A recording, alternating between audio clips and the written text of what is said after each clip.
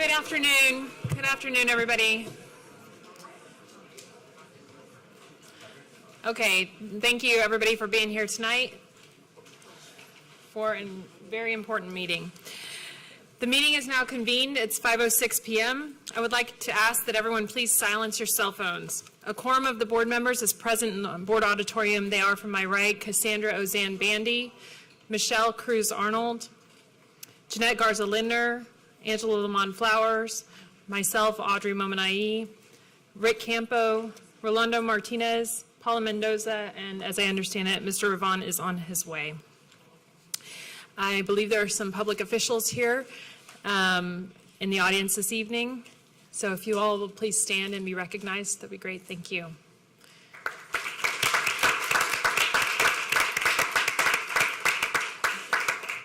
Thank you all for being here with us tonight. We will now hear from registered speakers to agenda items in the order in which they signed in this evening, and we will prioritize public officials and students this evening. Public comment during school board meetings will only be available to those people who have signed up to speak prior to the meeting time per current protocol. Verbal and other disruptions by persons during the school board meetings are not acceptable, as they inhibit the board's ability to conduct business and the public's ability to observe those processes. Persons who participate in such behavior will be given one warning, and if the behavior is repeated, they will be asked to leave the meeting. Tonight we have 82 registered speakers who will be limited to 1 minute each per board policy, as we have more than 30 people signed up to address the board. We ask that you please stay on topic and refrain from naming individuals, especially students, as their identity is protected under the law, but you may name your own child. I ask that you please respect our procedures and the other speakers and end your comments promptly when your time has expired and the timer rings. This evening we'll start with public officials. I think our first public official that signed up to speak was State Senator Molly Cook. I don't know if she has arrived. I don't see her. Okay. Next, we have several HISD Board of Education trustees who are with us tonight. And we will begin with, I have Sue Dygard here, but I don't see her. So let's start with Trustee Donnie Hernandez, if you're ready.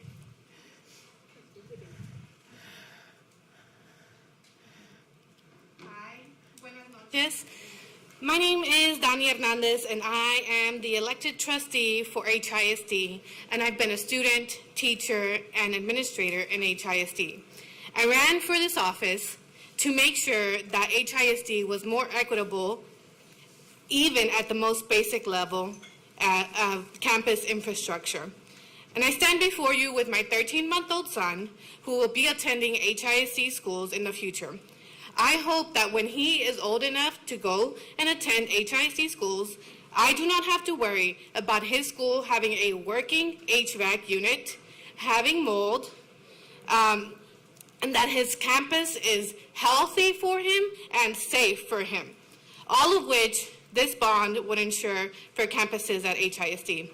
I've personally been a teacher at a very old campus in HISD, and those are not good working conditions.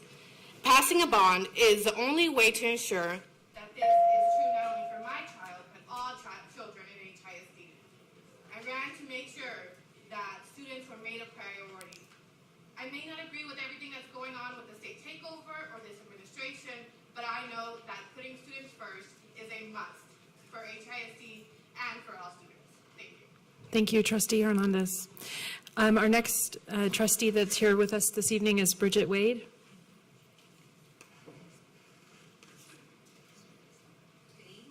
Is it on? Yeah. Good evening, everybody. Good evening, Superintendent Miles and the Board of Managers. My name is Bridget Wade, and I am a first-term HISD trustee in District 7. I would like to first express my delight in the latest news regarding the student achievement, and would like to thank the families, teachers, and staff who have helped make our outstanding student success possible. With that, I stand before you in full support of the bond proposal before you tonight. This bond package brings important, long overdue improvements and resources to our students, teachers, neighborhoods, communities, and Houston at large. I look forward to checking the HISD box as a yes on the November ballot. Thank you, Trustee Wade. Next trustee who's here with us this evening is Myrna Guidry. Good evening, everyone.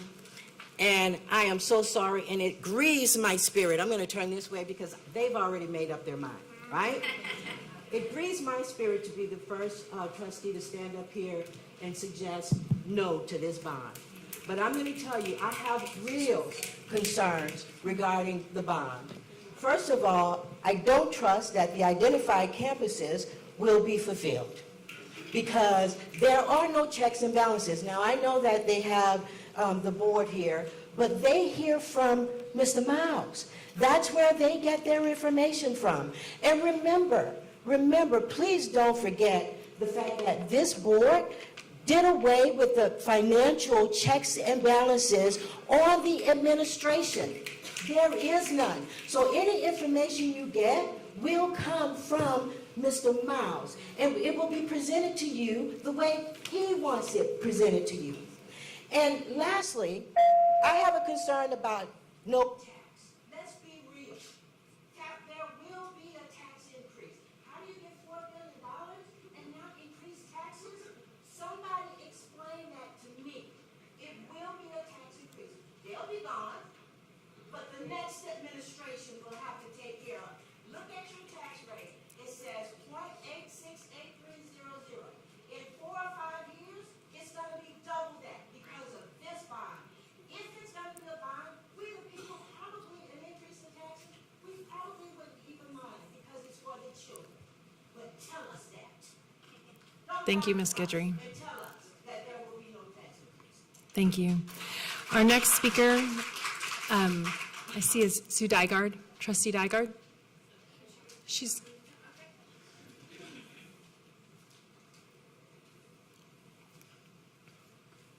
As a trustee, I made a promise to put the needs of students first ahead of the wants of adults. This bond is no different. We should have put a bond in the ballot 6 years ago. We didn't, and children have suffered because of our inaction. Please put students first and put the bond in the ballot and allow the voters to decide. And over the next 89 days, commit to building trust to earn their vote. I'm a voter and an elected trustee, but there are some outstanding questions I still have. How are you integrating indicators of student learning needs? How will the investments you propose align to academic strategy? How will you use this opportunity to develop unique new innovative school models like the district did with the 2012 bond? Will you use this opportunity to reimagine the role of a school building in a community by collaborating with community partners like the public library and public health services? Most importantly, I would like to know what the transparent and independent oversight and evaluation structures will be to ensure that funds are managed carefully and used efficiently. And also, I want to ditto everything that Donnie said earlier. Thank you. Thank you. Our next trustee is Savant Moore.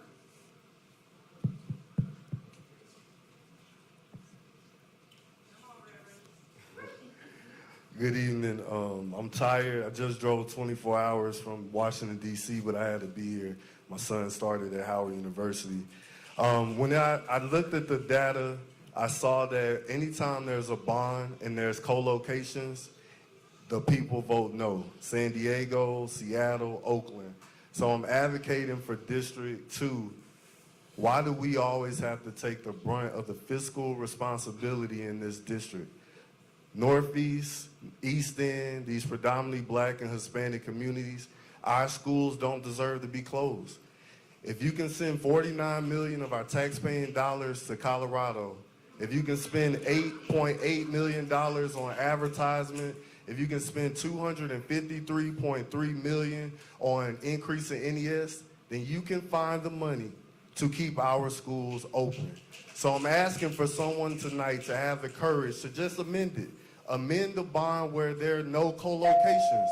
Because I drove all over this city, and it's just funny to me that on the south side and on the west side, there's no schools being closed.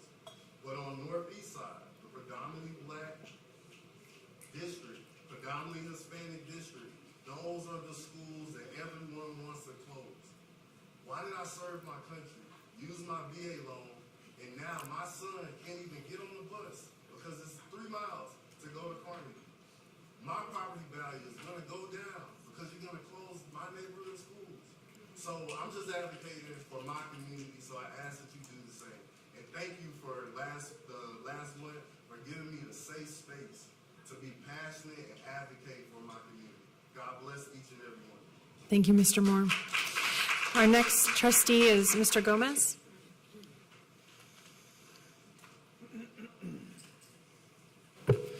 Thank you.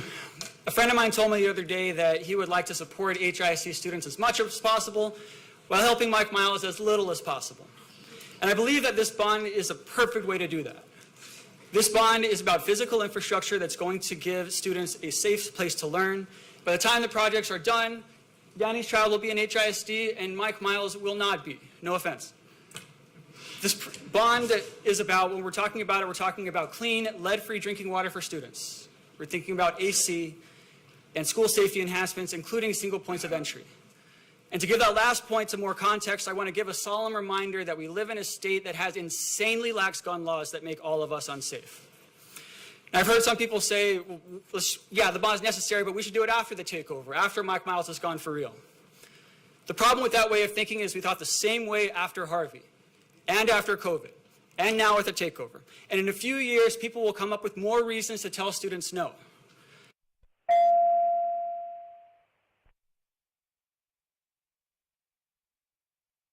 Thank you, Trustee Gomez. I see Molly Cook has joined us. Yes, ma'am. Good evening, Board. My name is Molly Cook, and I am the State Senator for District 15, and I'm speaking on item number 1. So across the district, the trust of this unelected board is very, very broken, and I hear about it from my constituents on a daily basis. Our neighborhood schools are suffering because of the decisions that y'all have made. Beloved principals have been let go, schools are closing under the misnomer of consolidation, and where celebrated teachers have not been fired, they're fleeing the district. The Chronicle just reported that over 4,000 staff members left the district this June. The record number of departures was more than triple the average of the past 5 years. There's a crisis of trust in this administration from every angle. You're about to put a bond on the ballot to ask Houstonians to trust you with their tax dollars without transparency, accountability, or elected representation in return. That's an unacceptable ask. Until you hold up your end of this proposed bargain, no trust, no bond. Superintendent Miles, my staff has reached out and we're coordinating with you and with other board members. We look forward to meeting with you and trying to build some trust. But there's a lot of candidates on the ballot this November. You want us on your side, and if we're not, it's going to be hard to pass it. Thank y'all. Thank you. I have one more elected official. I'm just making sure that she's not here. This is Judge Genesis Draper. No. Okay. All right. We will now hear from speakers who identify themselves as students when they checked in this evening. Our first student speaker is Adita Sage-Bittner.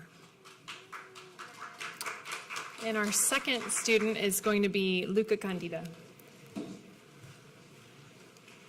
Yes, ma'am. Hi, my name is Adita Sage-Bittner, and I'm a 5th grader at a non-NES school. Some people want taxpayers to approve a $4.4 billion bond that will create, quote, better schools and safety. While schools need more funding, some people are not trustworthy. Some people have been investigated for moving Texas money to Colorado. Some people have shell corporations that can be used to hide the movement of money. Some people may do what thieves do. They pretend to do the right thing, but behind our backs and behind closed doors, they are taking advantage of us and taking money for themselves. Some people should stop lying and misleading the public about the budget and STAR results. So more people should value kids not as test scores and dollar signs. More people should know that a certified and experienced teacher with a passion for teaching kids is better than any scripted curriculum. And more people should vote no on the bond. No trust, no bond. Thank you. Our next student speaker is Luca Candida.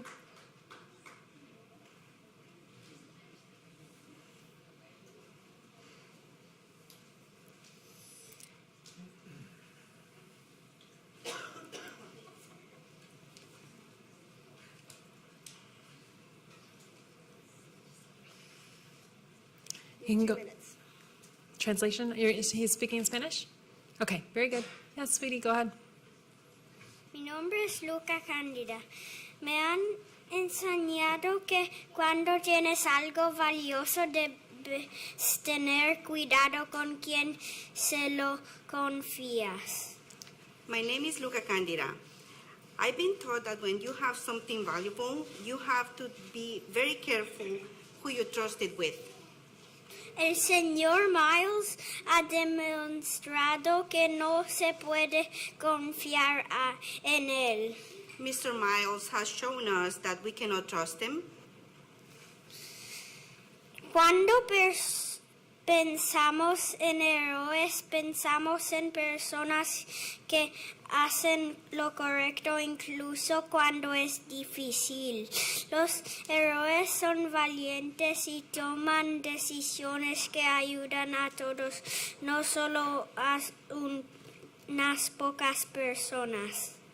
When we think about heroes, we think about people who do the correct thing, even when it's a difficult decision. Heroes are very brave and they make decisions that they help everybody, not only to a few people. Confiamos en usted para cuidar de todos los niños de Houston. Vote no al bono. Sin confianza no hay bono. And we trusted you to take care of all the kids in Houston. That's why we're not going to vote no to the bonus. No trust, no bond. Thank you. Our next student speaker is Suhani Dewart, and I believe she is on Zoom. Today I'm going to tell everyone how to spell Miles as in Mike Miles. M as in man who came from miles away. Unelected whose prediction ring told him to send millions of tax dollars to his charter. I as in instead of janitors, wraparound specialists, free riding, and fun last days of school, we should have spin bikes and map tests. L as in leader who cares more about money than libraries, literacy, and our district's liberty, and lies about test scores. E as an enemy of public education, who eats up our trust, and so we say no trust, no bond. S as in sorry, your superintendent cares more about schools' test scores than the students taking them and listening to our speeches. And since you aren't listening, let me say no trust, no bond. No trust, no bond. No trust, no bond. No trust, no bond. Thank you. I think that concludes our student speakers. Ms. Smith, is that right? Okay. We'll now turn over to the Bond CAC Committee, who a number of folks are here with us this evening. And I believe the committee is coming up as a group to speak. Is that right? No? No? All right. Okay, very good. Then our first speaker is, our first agenda speaker is Bob Harvey. Sorry, President Momini, they're registered speakers individually as CAC committee. Oh, they are. I'm sorry, Mr. Harvey. I guess the CAC has been identified for me, but our first speaker who's on the CAC is Garnett Coleman. And I'll call y'all in order here.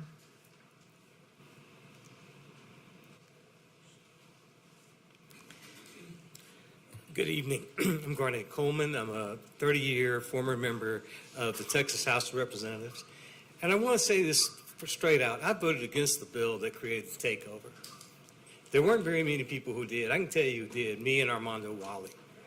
But I can tell you this, Mike Miles didn't put that bill on the floor. Governor Abbott did. And it was brought by Marath.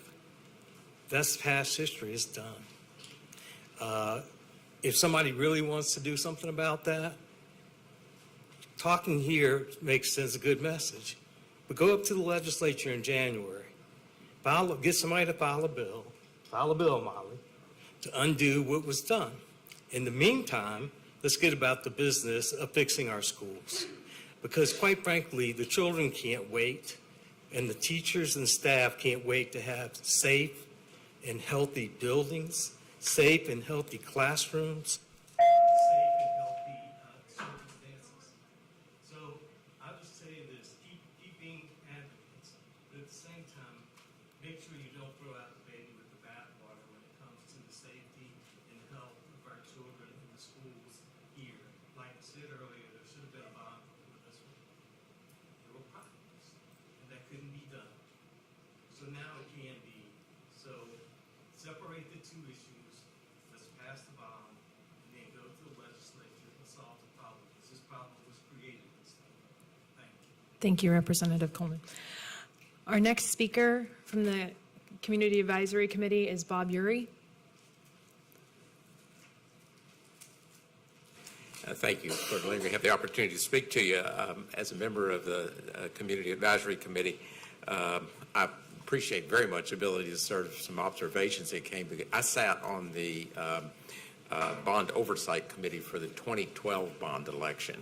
And I think there's a few takeaways from it, but I tell you the big one is very much HISD has to continue to invest constantly in its campuses. We have over 270 campuses. You just can't shut off the money to it. You have to keep going in order to make it work. When you think about there's 14 years between 2012 and now, we should be having bond referendums something in the range of 4 to 6 years or something like that. So we're woefully behind when it comes to that as we go forward. We must put this vote before this issue before the voters, set the election, and let's go. I do recognize that there are folks in this room that oppose bringing. All of us care greatly about our schools, and we must act now to set the election. Let's go forward. Thank you. Our next speaker from the Community Advisory Committee is Eileen Harrell.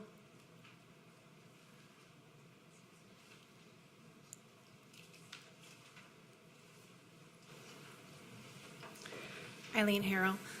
This bond is a desperately needed investment in our students and our community. This bond is not about the 10 people in front of us. It's about our kids.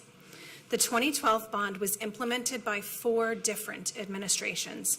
The majority of projects in this bond will not be shovel-ready before Mr. Miles' contract expires in August of 2026.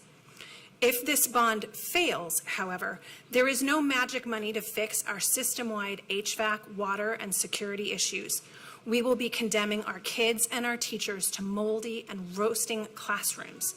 If this bond fails, we cannot propose any of the same projects until the November 2026 ballot, but we'll likely be welcoming a new leadership team then, so the kids will have to wait again.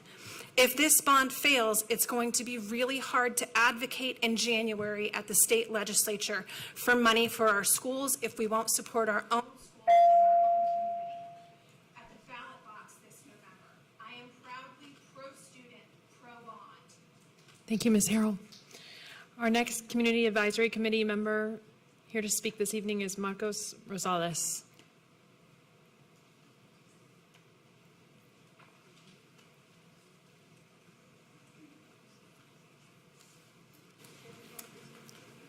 Serving on this committee, I got to walk the hallways with principals, with administrators, with teachers. I saw the conditions that we send our kids to school in every day. In some instances, I smelled the conditions we send our kids to school in every day. And it is nothing short of tragic. Y'all didn't cause that, but you can do something to fix it. Something dramatic needs to happen, and it needs to happen yesterday. It needed to happen 10 years ago, 5 years ago, but here we are today, and you can do something about it. This bond needs to pass. It has nothing to do with you, it has nothing to do with Superintendent Miles. It's about our kids. And if you put the kids first, this is the easiest decision you'll ever have to make. You'll have hard decisions, y'all have had hard decisions, but this isn't one of them. Thank you. Our last member of the CAC that's present here this evening to speak to us is Janice Thomas. Hard choices, y'all. Low attendance, declining enrollment, school performance challenges, and aging populations is the driver for for the need to co-locate schools in our community. As this city grows and develops many of our communities, it's crucial that the proposed bond not only includes sufficient funding for new schools and expansion of campuses, but also ensure that the existing ones that we're removing are repurposed and redesigned to serve our students, especially our at-risk students. However, it is clear that addressing these complex issues can't be left to just one person or organization. Over 100,000 students, 280 schools. I don't see them in here. The district must expand its reach and actively engage with diverse voices within our community, especially those most affected by these changes. This means adopting more inclusive strategies that bring everyone to the table, ensuring that our perspectives are heard and considered. The Board of Managers should take the responsibility to approve the bond and let the voters have the final say on whether these crucial changes should move forward. This is a pivotal moment for our community, and it's vital that we work together to shape the future for our children. Children first. Thank you, Ms. Thomas. And the board and me all express our thanks to the Community Advisory Committee for all of the work that y'all have done, because it's been tremendous and extremely helpful for us in our deliberations. With that, I think that concludes the speakers from the Community Advisory Committee at this time. Mr. Harvey, you're our first speaker this evening.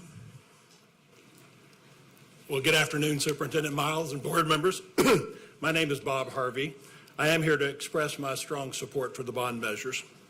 As a business leader and the former president and CEO of the Greater Houston Partnership, I'm deeply invested in the future of our community, which begins with our schools. Our kids and their teachers deserve school environments that are safe, healthy, and conducive to learning. In addition to addressing the poor conditions at many of our schools, I support the district's planned investment in high-quality career centers. The construction of regional CTE centers will enhance opportunities for dual credit and industry-based certifications that align with high-demand living wage jobs. This will not only prepare students to thrive in tomorrow's workforce, but also bolster our local economy.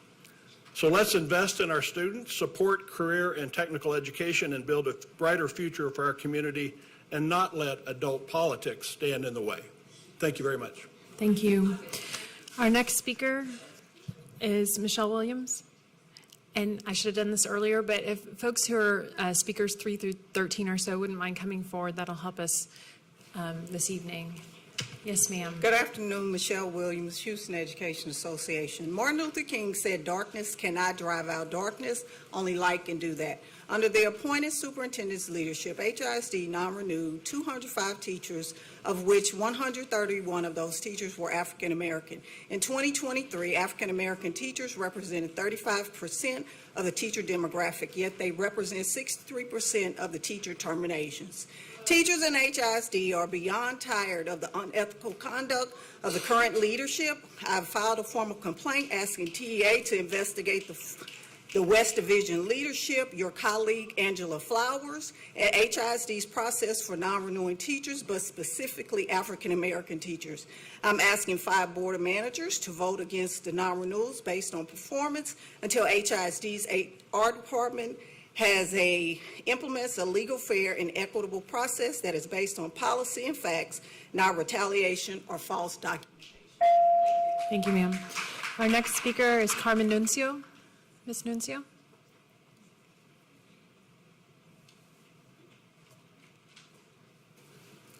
Good afternoon. My name is Carmen Nuncio, and I would like an explanation as to why the superintendent feels that we should cut the grass at our schools. For as long as I can remember, the district has been responsible for that. What is it that you're doing with our money, that you don't have money to keep our schools up? I don't understand it, and I would love an explanation. School starts Monday, and our yards look horrible. School starts Monday, and some of our schools have not had a principal assigned. I'm suggesting that maybe we could pitch in some money and buy you a lawnmower, so maybe you could go help us cut the yard. And I pray that God forgives you for what you're doing to our kids, our community, our principals, and our teachers. Thank you so much. Thank you. Our next speaker is Catherine Perez. I worked at Askew Elementary for 18 years, and I am one of the 2,000 teachers who left the district this summer. I think about how many teachers in that group were like me, with 10 or more years of experience, and especially the ones who, like me, were woven into the fabric of their communities. This is a tremendous loss of human capital and a drain of tax dollars to recruit new people and process paperwork. We are hardworking, creative, talented individuals who have honed our teaching craft for years, and it feels like we were discarded with the trash. Schools are the foundation of a community, and they have all been gutted. My heart breaks for the students who will show up on Monday to a sea of strangers and realize that their favorite teachers are gone. To all the former HISD teachers, I want to say to you, you might have been replaced, but you're not replaceable. I do not trust that this bond money will go where it's earmarked to go. No trust, no bond. Thank you. Our next speaker is Jackie Anderson. Jackie Anderson? Yes, ma'am. No, ma'am. Jackie Anderson, President of the Houston Federation of Teachers. Once again, our students, parents, and staff have been failed by HISD's inability to provide an adequate learning environment. The current conditions at our schools are unacceptable. Overgrown grass, non-functioning AC units, mold, and neglect have created a situation that is far from conducive to learning. These failures are not just inconveniences. They are symptoms of a deeper problem that has persisted far too long. It has been harmful. It is the harmful effects that this administration has inflicted upon our community. Our students deserve better. We will still continue to demand changes needed to ensure a safe and supportive learning environment. Board of Managers, is this the legacy you choose to build and leave in history? We call upon our state legislators and federal government to address these issues and commit to long-term improvements. The future of our children depend on it. No trust, no bond. Thank you. Our next speaker is Saul Valentin from the CAC. I think he's arrived. Yes, sir. Oh, and Mr. Ravon has joined us. Hello. Yes, sir. Good afternoon. I'm here to show my support for the bond and encourage moving forward with the bond referendum in November. I had the opportunity to serve on the committee and personally visit multiple sites and see firsthand the conditions. My son went through HISD, and I think that the future of this city deserves a better education for our kids and a safer education for our kids. It has been 12 years since one happened. It's normal that it happens every 5 years. It is time. It is overdue. It is not about this administration. It is not about the previous administration. It is not about the next administration. It's about the future of our kids. It's about the safety of our kids. And absolutely no tax increase. There is a formula behind it. You can definitely get education on that. Thank you, sir. And another Community Advisory Committee member has also joined us by Zoom. So we'll turn over to former trustee Judith Cruz, who is one of the co-chairs of the committee. Yes, ma'am. Buenas noches. There are a lot of about this bond. There is no doubt that we are so overdue. Trustee, Ms. Cruz, can you speak up, or can we let's adjust the volume because I can't hear well. Yes. Can you hear me now? Can we do it in the room? Can we increase the volume? Or just... Can you hear me? Yeah, go ahead. Okay. Buenas noches. There are a lot of opinions about this bond. There is no doubt that we are so overdue for this bond. Our deferred maintenance is millions of dollars and far exceeds what our general fund can support. If we continue to spend on deferred maintenance, we have less to spend on instruction, and each year that deferred maintenance cost grows. And the cost of construction grows each year also. Delaying this bond will have negative impacts for students and staff and will cost the taxpayers substantially more in the long run. I ask that the board put students first today, and I ask that put students first in November. Our students have waited long enough, and even if this bond passes, we'll still have to wait. Despite questions and concerns, please support this and please do everything you can to build trust and demonstrate the needed transparency.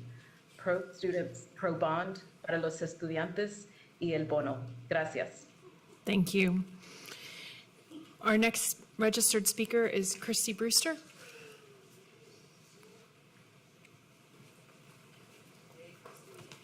I'm Christy Michelle Brewster, your certified retired school nurse of 35 years. In my wildest nightmare, I never dreamed our beloved HISD would be in this disarray. But y'all made it happen. Large amount of certified qualified teachers, librarians, and principals pushed out. Our money situation is looking mighty funny. Test scores, the math is not mathing. Maintenance department, where is it? Do we have POs at the campuses? And why are our schools, our campuses looking like pending foreclosure, Section 8 property? But you made it happen. We know Abbott created a noose. We know he delivered it to Marath and TEA to bring to you, and you instructed to put around the neck of HISD. But that's okay, because we the people, you have solidified us, all the zip codes, and we're going to tap dance, line dance down to the ballot box. Thank you, ma'am. Our next speaker is Jasmine Colvin.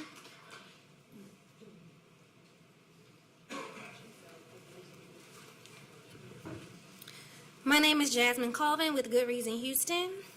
HISD hasn't passed a bond since 2012, and elementary and middle schools haven't received funding since 2007. This has left a generation of students without essential infrastructure updates. This highlights the urgent need for investment to ensure quality education.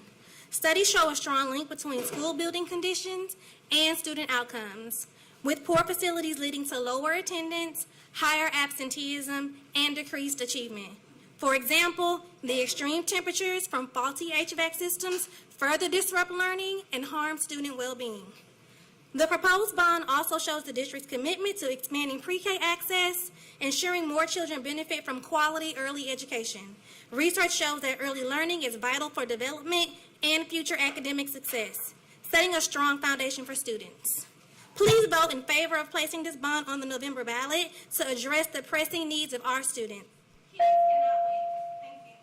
Thank you. Our next speaker is Allison Chapin.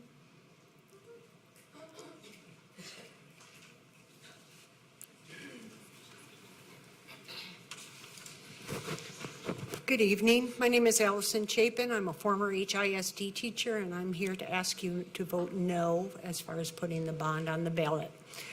I want to talk to you about swag. Remember, there's so much money being spent on swag in this district that schools are being told you can spend $30 per teacher per year on food, swag, whatever you need. But I'm looking at your cups right in front of you, and there was plenty of money for that. There was plenty of money for matching T-shirts at the convocation, not to mention the whole production in which two of his sons were paid money, or no, 2 songs were done by his son. So I'm sure there's cash going that way. I want to know why our schools look so horrible. Why there are not maintenance people out there cleaning up. It's been a month since Burl, a month and a half since the director. Also, I want to know why the co-locations still appear on this budget for your bond. Why are you supposedly going to co-locate schools, and yet you're still spending millions of dollars on security upgrades? Thank you. Our next speaker is Jesse Brown.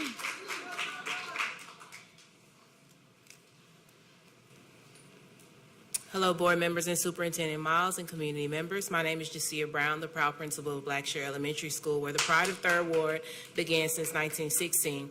Our school was named after Edward L. Blackshear, a son of enslaved parents from Montgomery, Alabama, who became the first principal of Emancipation Park School before becoming a principal of Prairie View A&M University. If the bond passes, Blackshear Elementary should be one of the priority schools to be rebuilt due to its aging condition. The building is an open campus design where each room door faces the elements rather than a hallway. When students transition to classrooms or a cafeteria, they are met with cold, rain, wind, or sunshine.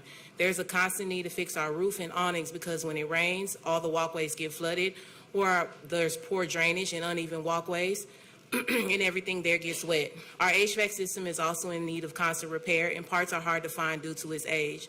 Blackshear Elementary has a long and proud history, and our students deserve a high-quality building so our teachers can deliver high-quality instruction. Thank you. Our next speaker is Lisa Robinson. Ms. Robinson? I'm Lisa Sandoz Robinson, retired middle school English and reading teacher and elementary school media specialist. Please vote no on this bond proposal. I cannot support a bond when the superintendent would build and renovate schools that eliminate a dedicated library space. I cannot support a bond when the superintendent has removed access to over $9 million worth of federally funded library books and more than $700,000 in makerspace materials from students. I cannot support a bond when the superintendent's staff have thrown away classroom libraries because they don't fit the NES model. You'll be hearing a presentation shortly concerning transformation. Transformation doesn't come from students completing worksheets and watching slide decks.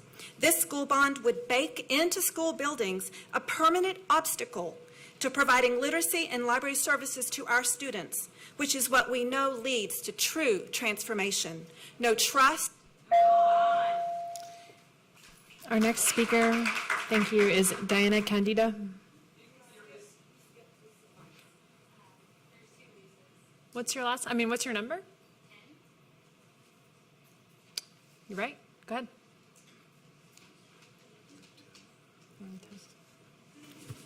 Okay, my name is Lisa Weiss. I'm speaking on behalf of Esther Uribe, a former HISD librarian, and she was a finalist for the HISD Librarian of the Year. So her former library position no longer exists, so she has changed districts. This is a huge loss for HISD. So in Esther Uribe's words, I'm deeply saddened by the closure of the Emerson Library. Although I'm no longer their librarian, I will keep advocating for my former students and all HISD students to have access to library services. I spent 8 years building the library program at Emerson and cultivating a love of reading with my students. They will be devastated when they learn that not only their librarian is gone, but their library is closed. They will be devastated when they learn that the nearly $64,000 of books that were purchased with ESSER funds, the library STEM cart, and the 3D printer are no longer accessible. What a waste. This is just one example of how Mike Miles squanders district resources to the detriment of children. He can't be trusted with. Thank you. Okay, our next speaker is Diana Candida. And then if speakers 13 through 23 or so wouldn't mind coming forward, that'd be a great help. Thank you. Yes, ma'am. Hello, my name is Diana Candida, here to ask that you vote no on putting the bond on the ballot. Mr. Miles has squandered HISD resources by closing libraries. He's misspent hundreds of thousands of dollars on things such as last year's convocation and spin bikes that are not being used. Sunrise centers are not more efficient or cheaper than wraparound services because the people who most need the services cannot easily access them. The toxic work environment created means that HISD has lost almost 4,600 teachers since the takeover.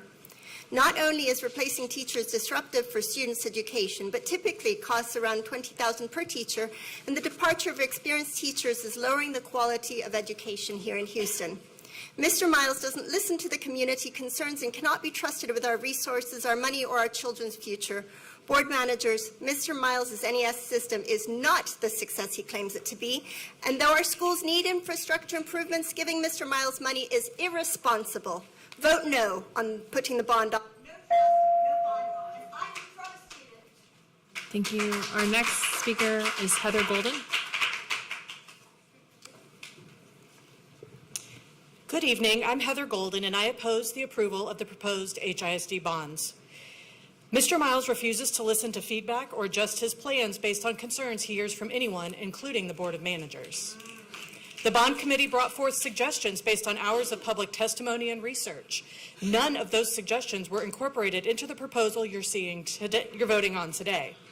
Miles has a history of impulsive decision-making. He told DAC in December that HISD could only afford an additional 40 NES schools for this upcoming school year, and he added 45.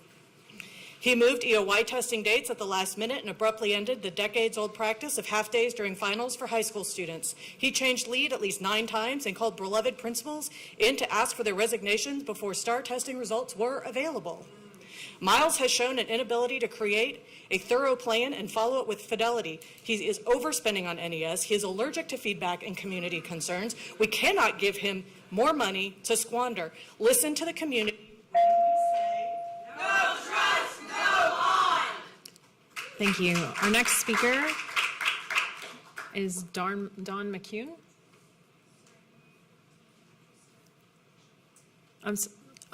No, come on.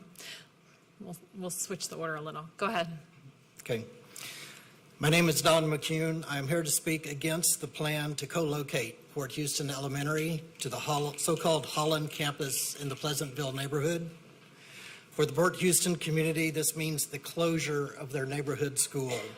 Hiding a school closure in a bond vote is deceptive, cruel, and divisive. The most obvious problem with this plan is that there is no safe pedestrian route for children from Port Houston to the new campus in a different neighborhood. Less obvious is the harm to the Port Houston neighborhood, which has already been underserved for decades. Port Houston Elementary is the only functioning government institution located in the neighborhood. The school is the heart of the community. Your profiles on the HISD website proclaim a focus on ensuring those most at risk receive the support they need. Please do just that and remove the closure of Port Houston Elementary from the bond plan. Thank you. Our next speaker is Trista Bishop-Watt.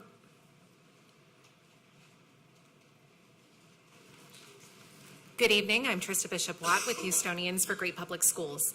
HISD has faced many challenges over the last decade, but none more pressing now than crumbling infrastructure, which places students and teachers at risk every day. I've attended every HISD board meeting since 2018. I've watched past boards and administrations consider pursuing a bond only to ultimately find reasons to delay. There will always be hurdles, but we must remain focused on what's best for kids.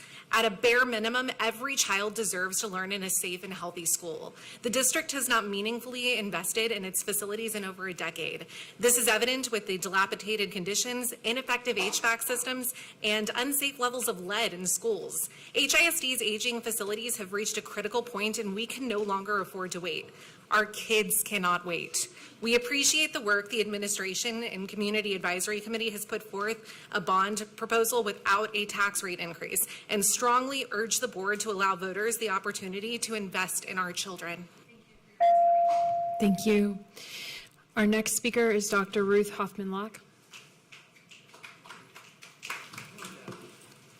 This administration has presided over a record 42.7% teacher turnover, budget deficits in the hundreds of millions, millions spent on unnecessary and unneeded equipment, multiple investigative reports of unethical and illegal business practices, rewarding employees who berate teachers and principals with salaries over $200,000, a pattern of consistent misrepresentation of research presented as justification for drastic and harmful changes to instruction, and manipulating test scores by limiting student enrollment in courses that would advance their college and career readiness.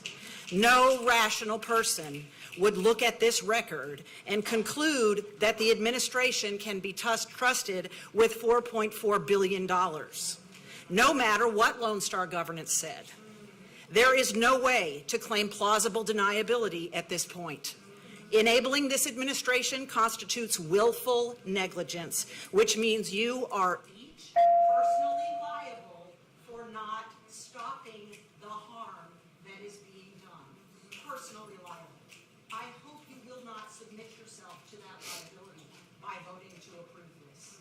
Thank you. Our next speaker is Corey Flores.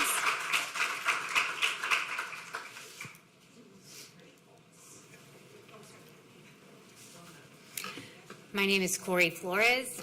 It is unconscionable that we are contemplating a $4.4 billion bond in his hands, and it's insulting for you all to suggest that a vote for this bond translates to caring about our children. You are so deeply out of touch with the facts on the ground in HISD. Board of Managers, you have endorsed, and we have gotten so used to his dystopian nightmare, we forgot how crazy it actually is. He has you saying with a straight face that libraries and schools are not important. All of you deny the undeniable success of wraparound services inside of schools. You stand by and you allow his policies to flagrantly and illegally ignore special ed requirements. It is absurd.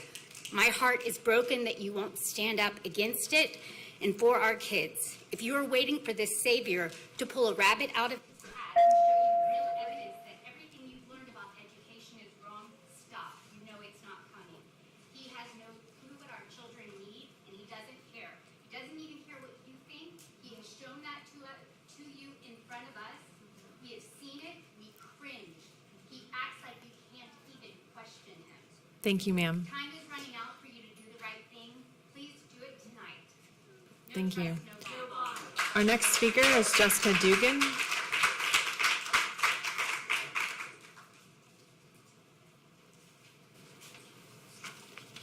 Yes, ma'am.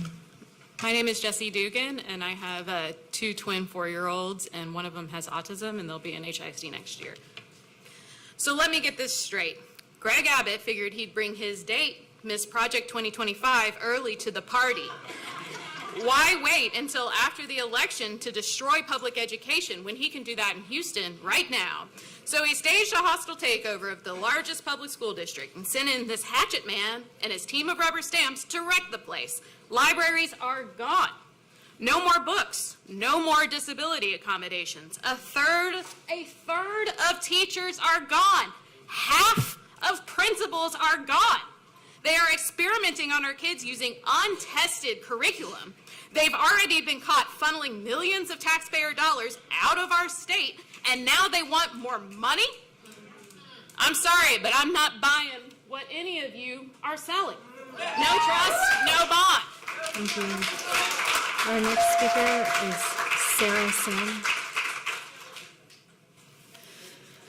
Hi, my name is Sarah Sam, and I'm a registered voter and community member speaking against the bond. I have a background in higher education, and as a community member in District 7, I have a vested interest in the future of our schools. I learned about the TEA and HISD takeover just days after moving my family to Houston. Since then, I've talked to friends and neighbors about the state of the district and watched as this Board of Managers strips away student services. I've watched teachers choose between signing unfair job contracts and supporting their students. Enrollment is down, teachers down, libraries closed down, custodian benefits are down, wraparound services are down, everything is down but the deficit. We as taxpayers should not be required to fuel this money laundering operation with the largest bond in HISD history. No trust, no bond. Thank you. Our next speaker is Brooke Longoria.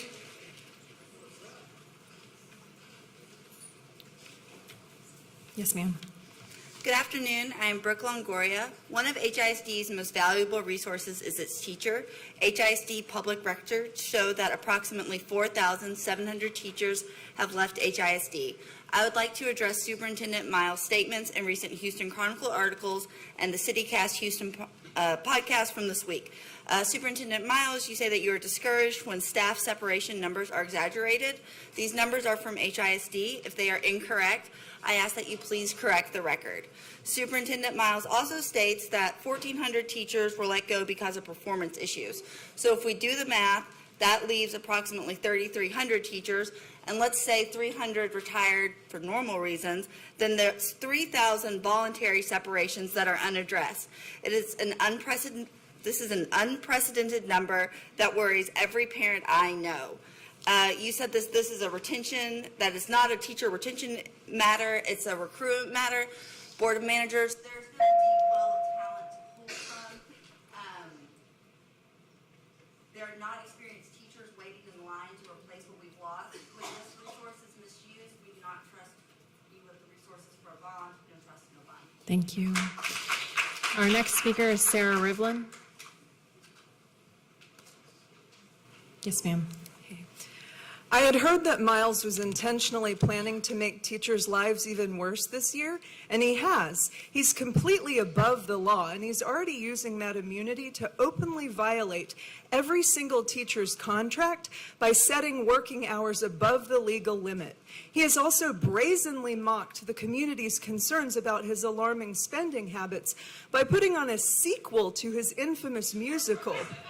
It was supposedly funded by donations, but who on earth would donate money to put on an insulting musical rather than to causes that would actually help our kids, like, say, cutting the grass?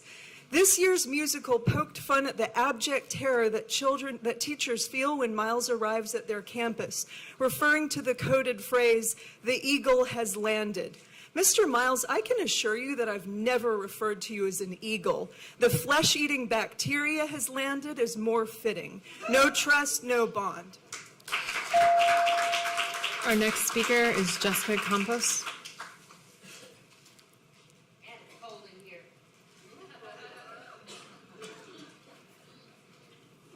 Voy a decirlo en español, por favor, ¿me pueden dar mi tiempo? Okay, let me get a translator. No necesito I will always translate myself, thank you. Will you please give me my time? Thank you. Yes, ma'am. You're going to translate verbatim? Yes. Okay, go ahead. No preparé nada porque, pues, quiero verlos a la cara como siempre. Este mes que pasó fue muy difícil para muchas familias en Houston. This last month was very difficult for a lot of families in Houston. Muchos padres están diciendo que no pueden comprar los uniformes para sus hijos. Many of the families are saying that they can't afford to buy uniforms for their students. I don't know if you're aware, but a lot of immigrants, when they come to this country, they live in fear, and they're also told when they're trying to get their papers, they're told that they cannot ask for help. So a lot of the time they don't ask for help. Muchos de los inmigrantes que vienen aquí viven con temor porque no pueden pedir ayuda tampoco. Se les dice que si quieren arreglar los papeles no pueden pedir ayuda. So this is why it was so important to have a wraparound specialist in our schools, because the wraparound specialist would see in real time the needs of the students. And students ask for things. Even if their parents are too scared to ask for things, students will ask for them. Muchos padres tienen miedo de pedir ayuda, pero sus estudiantes no tienen miedo. Los especialistas de wraparound, ellos veían la necesidad en los niños y ellos proveían lo que necesitaban. Pero ahora eso ya no existe. We need our wraparound specialists inside of our schools. Your sunrise centers, they're too far away for our, for our families that don't have vehicles. I'm being one of those. For a while we didn't have a vehicle, and having to drive to a sunrise center with a bunch of bags of clothes and shoes and stuff that we really need.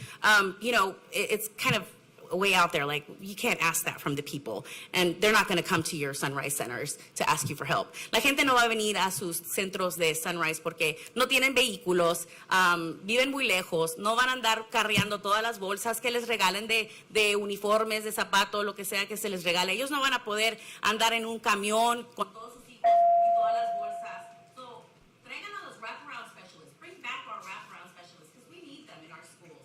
No trust, no bond. Thank you. Thank you.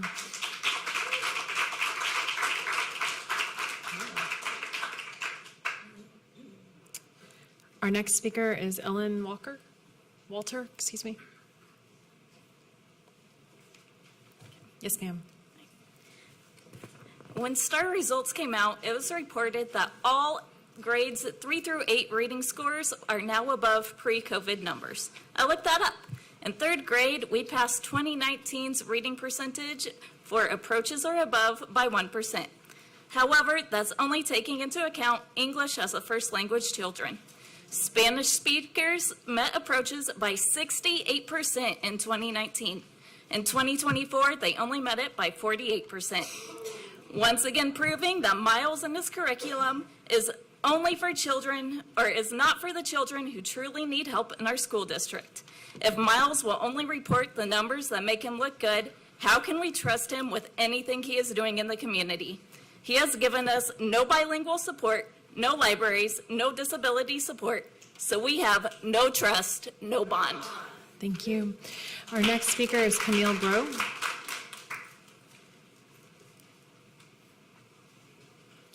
And if our speakers, number 25 through 35 or so, wouldn't mind coming forward, that would be appreciated. Thank you. Yes, ma'am. Hello, my name is Camille Bro. The fact that school closures could be on the ballot in 3 months and there have been 0 meetings in these communities is absurd and it's unethical. Most of the schools facing closure have a student poverty rate above 95%. You're taking schools that HISD has failed and you're going to close them, make those kids bus out, and let them suffer the consequences. These schools desperately need a bond, but leadership has proven that they're wasteful and they refuse to listen to the community. You had all summer, and so did you, to listen to the community. But you stayed home, just like HISD leadership after Beryl. I didn't see anyone cleaning up, except Houston comes together. People walk down the street with chainsaws in my neighborhood in 20 minutes to take a tree down. And it is disgusting what I've seen on these campuses because I've driven all over town. Young people are energized to vote, and they are just now learning from us what bonds are. So I don't think your bond is going to slide through. No trust, no bond. Thank you. And by the way, I just got back from meet the teacher at Crockett. No AC. Our next speaker is Ann Furse. Ms. Furse. My name is Ann Furse. Yes, our kids urgently need upgraded schools. You ask us to trust you to spend billions of our dollars wisely, but you have not earned that trust. In your handling of libraries alone, the waste has been shocking. Your closing of now 159 libraries has squandered $9.7 million in taxpayer ESSER funds for materials and furnishings. The closed libraries contain more than 2 million books, many newly purchased. What happened to that investment? Another example, after COVID, Library Services gave each elementary school a $7,000 makerspace with robotics, coding equipment, and a 3D printer. They trained library staff to use the materials and helped maintain the equipment. You eliminated library services. You closed 103 elementary school libraries. What happened to those $720,000 worth of makerspaces? Again, this is only one of many issues that lead us to conclude, sadly, that we cannot trust this board with such a vital project. Thank you. Our next speaker is Denise Wilborn.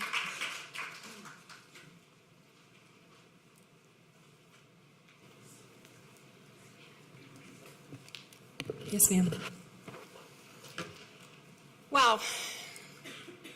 I have not heard any speaker since late last fall come up to this podium and say that our schools are not in desperate need of improvements. We have, month after month after month. And now even more improvements are needed. My goodness, mowing lawns. Wow. And now suddenly, people start showing up for the first time, boldly appropriating, we need to do what is best for our students. What have we been doing for months? Months. The same people, the same statement, for our kids. And now, you're asking for more of our taxpayer money to waste by an appointed board that has no accountability process built in. No trust, no bond. Thank you. Our next speaker is Jessica Catret. Yes, ma'am. Jessica Catret, HISD parent. We don't believe words that don't match actions. You told us that NES schools would be open later to help working parents, but then got rid of our after-school programs that stayed open till 6. I don't know many working parents that can be at the school at 5 p.m. This is not an improvement. You told us you wouldn't fire our principals, but then you did. You tell us you have to be our bad uncle and rein in spending, yet squander hundreds of thousands of dollars on your condescending musical twice. HISD volunteers undergo training that states we believe our classrooms should be safe, vibrant, joyful spaces. But you have stripped our schools of joy and no one feels safe. You state that we believe the district must meet the needs of the whole child, providing wraparound services and social and emotional supports, but you've gutted those. We believe that recruitment and retention of qualified and effective personnel are the keys to enhancing quality education, but our most experienced and talented teachers are fleeing you. Have you even taken this training? We don't trust you, and this bond will not pass. We will make sure of that. No trust, no bond. Thank you. Our next speaker is Victoria Orozco Martinez.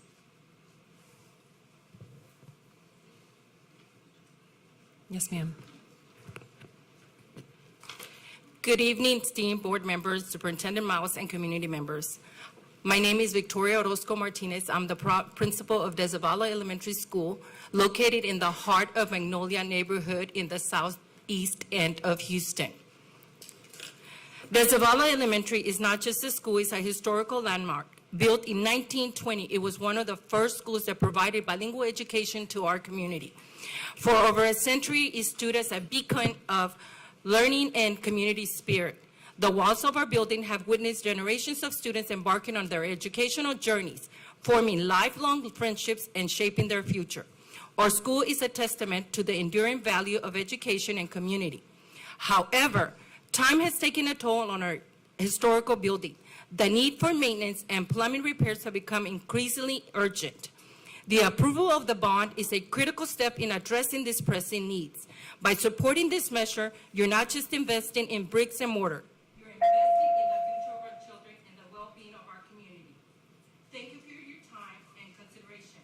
Together, we can preserve the legacy of Desavalla Elementary and ensure it remains a cornerstone of our community for generations to come. One community, one mission, student excellence. Thank you. Thank you, Principal. Our next speaker is Bridget Murray.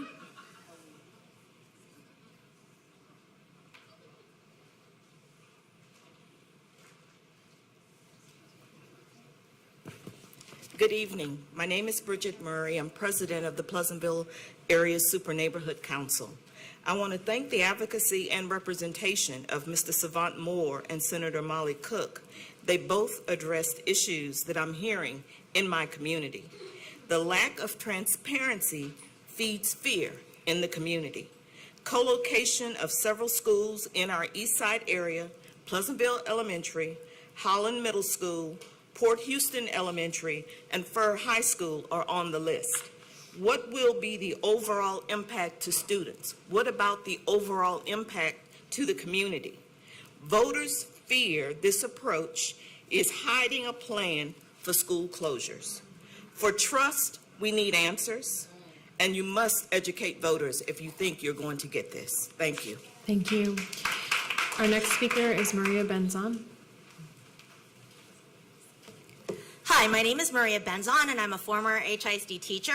Speaking on item 2, high-stakes testing is often praised as a measure of educational success, but the reality is more complex. In HISD, recent STAR results supposedly show significant gains in many areas, with some students having above-average growth. However, the data also reveals inconsistencies, such as a decline in the number of high school students taking end-of-course exams, particularly at overhauled NES campuses. Is it because ninth graders were forced to take IPC, a non-tested subject, instead of biology, which has a STAR test? That's pretty clever, Mr. Miles. You're gaming the system. And as the saying goes, don't blame the player, blame the game, right? While HISD's reported gains may look promising, we must recognize that manipulating or selectively presenting data can undermine the genuine learning and progress of students. At the end of the day, education is more than just a test score. Parents, opt your child out of STAR and map testing and vote no on the bond. No trust, no bond. Thank you. Our next speaker is Sarah Terrell.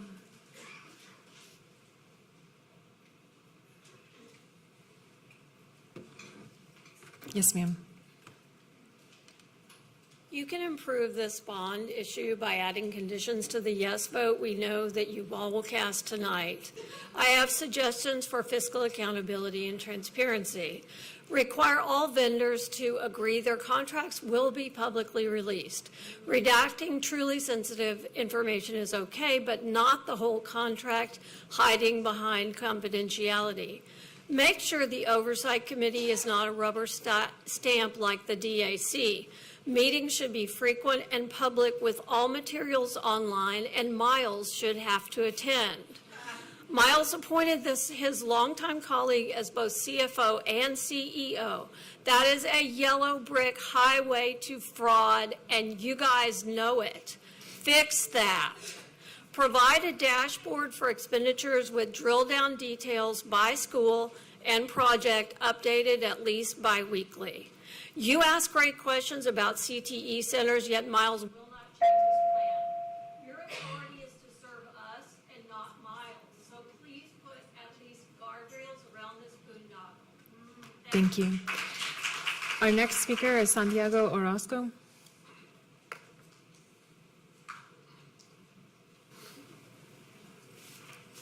Hello. Yes, sir. My name is Santiago Orozco. This is actually my first time speaking here, and I want to thank the superintendent for teaching me where this building is, because now that I realize where it is and how close it is to me, I definitely want to come here and talk more. I am the proud product of public schools. I moved around a lot growing up, but I must say that the teachers that I had growing up were the ones that helped me get to where I am today, and I put my trust in the teachers. I put my trust in my community. I put my trust in the staff at the schools who are telling us that we cannot trust the leadership of our district right now. We cannot trust the leadership of this district to allocate our money, our resources to continue making decisions for our students and our future. And I also want to remind everyone, we're talking about the students that we all care about. They're here in Houston. They're not in Colorado. So I want to remind y'all that so that y'all know that the money has to stay here in Houston, has to stay in Texas. So no trust, no bond. Thank you. Our next speaker is Ruth Kravitz.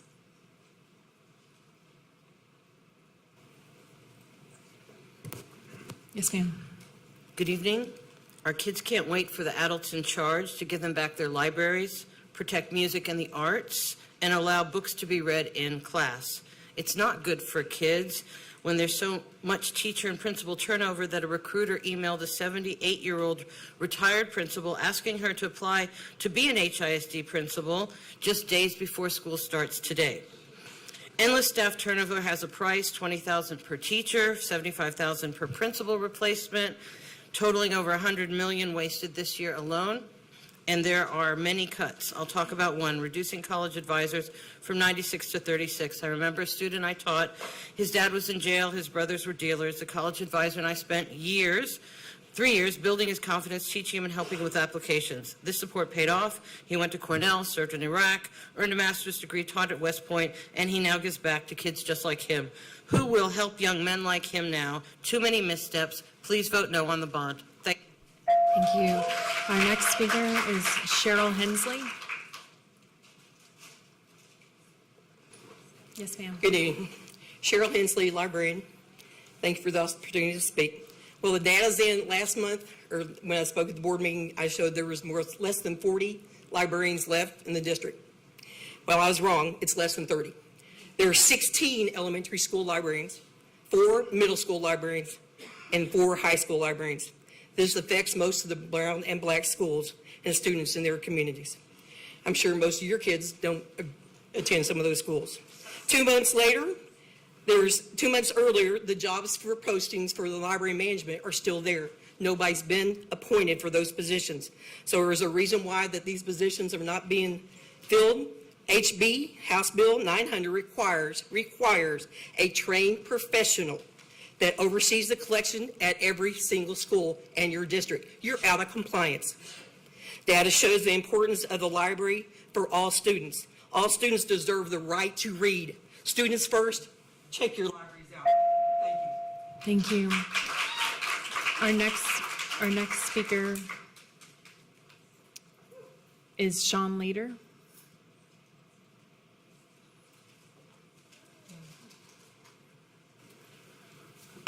All right. Until Houstonians regain control of our schools and how our tax dollars are spent, this bond should be rejected. And if Mike Miles cannot pocket at least $100 million of this bond, his mentors will be disappointed. Thanks to Mike, we have the highest number of administrators earning six-figure salaries in HISD history. Yet he has laid off all custodians and maintenance staff and is asking teachers and other faculty to volunteer their time to clean up the schools. He has the highest unchecked purchasing power in the country as a superintendent in the country, able to burn $1 million of our dollars without oversight or approval. With this, he has purchased items such as spin bikes and smart boards, which have gone unused and remain in boxes. He laid off wraparound specialists on campus there to help children in need of necessities or health care. He's instead opened a few Sunrise Centers located where most families cannot reach because of the distance or lack of transportation. Mike Miles refuses to listen to anything unless it enriches himself. No trust. Thank you. Our next speaker is Laura Henry.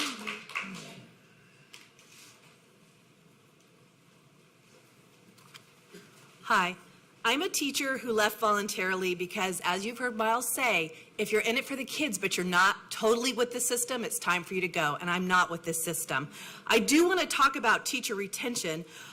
In a recent interview, he said, Miles said that instead of focusing on teacher loss, he wants to focus on the fact that we're drawing a whole bunch of teachers to HISD. Those people that haven't taught yet are not yet teachers. So Miles should have said we're drawing a whole lot of people to HISD. If the superintendent believes that a person who has never taught before can help students succeed in an advanced class, he's mistaken. Experienced AP teachers understand their content, they know their students, and they know their test. They score the test. They can't be replaced by somebody that's not taught before. No matter where our kids go to school, whether it's the 39% at Chavez, the 44% at Milby, or the 99% of Carnegie that have already passed the STAR, they deserve more than STAR worksheets. That's what they're getting. Thank you. Our next speaker is Laquita Barnes. Hello, I'm a parent, former HISD educator, and a business owner.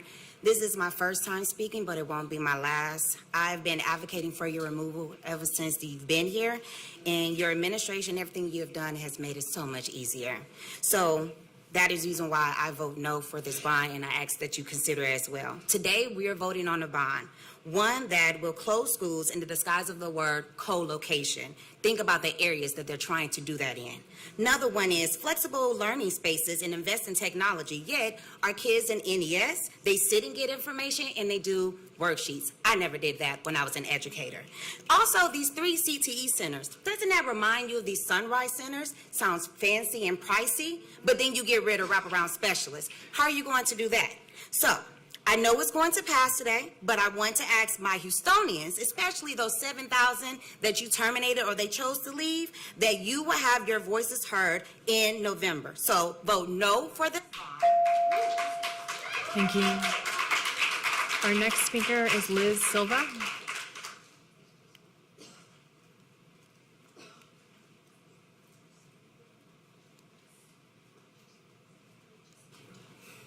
Hello, my name is Liz Silva.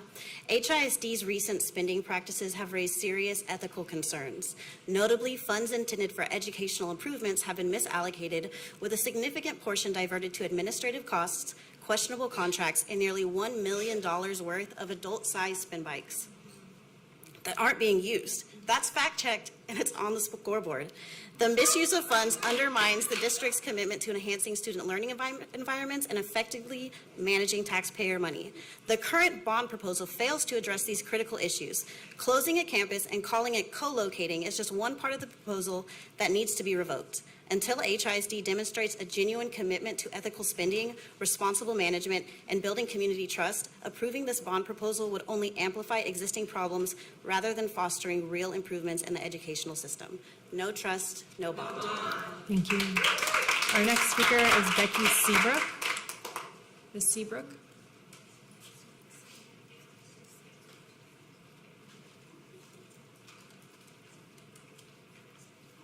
Yes, ma'am. Hi, good evening. Becky Seabrook, HISD parent and senior fellow of the American Leadership Forum. Earlier this year, you voted to approve the major NES expansion that tanked the budget using the legally contested TEA school ratings. Now you're using the same school ratings to pretend there's been a miraculous, unprecedented turnaround. Unless this narrative is a way to save face and get the district out of this nightmare of a takeover early, it's time to stop the spin, and it's time to look at the real costs and benefits of this takeover. Speaking of what's happened with the budget, I mean, you know what's going on at the campuses. I'd like to take time to acknowledge all of the PTOs, community groups, and educators that are cleaning up because the district is not. And I'd like to point out the near North Side community response team. They did an amazing job cleaning up Marshall Middle School, but I'm going to ask you to do your part and see if you can pick up all of the students have a safe campus they can be proud of when they return home. Thank you. Our next speaker is Carly Paget. Ms. Paget. I think she signed in, maybe she's left. Okay, our next speaker is Anna Michelin. Is she here?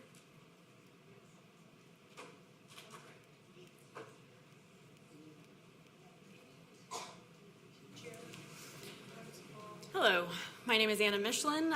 They wouldn't let me in, even though I'd signed up. I had nothing prepared, so I wasn't planning on speaking. So whoever's plan that was, there's plenty of open seats. I was very confused.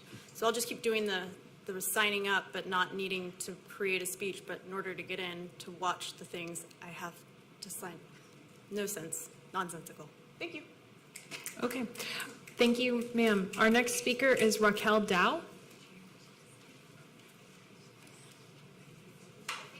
Ms. Dow?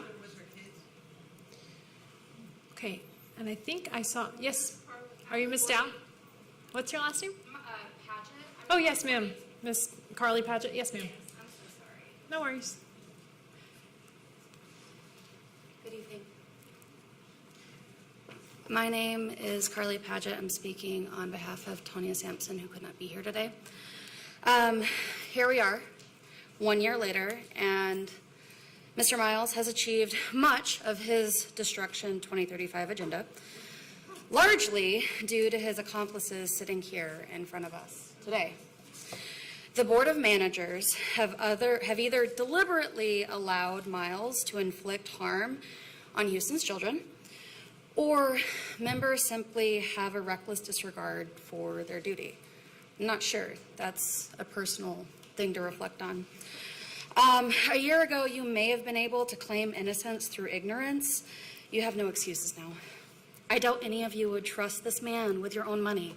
Rick, would you afford your assets to Mr. Miles? $4.4 billion? You have a fiduciary responsibility to protect these tax dollars and vote to trust Mr. Miles with $4 billion. Will make you fully responsible for the harm done. Sit with that. It will be your legacy. Thank you, ma'am. You have things to lose. Thanks. I saw that Judge Draper has joined us, so I wanted to acknowledge her. If you'd like to come up, ma'am. My name is Genesis Draper. I am an elected official, but I am here in my capacity as a mother of 2 children in HISD.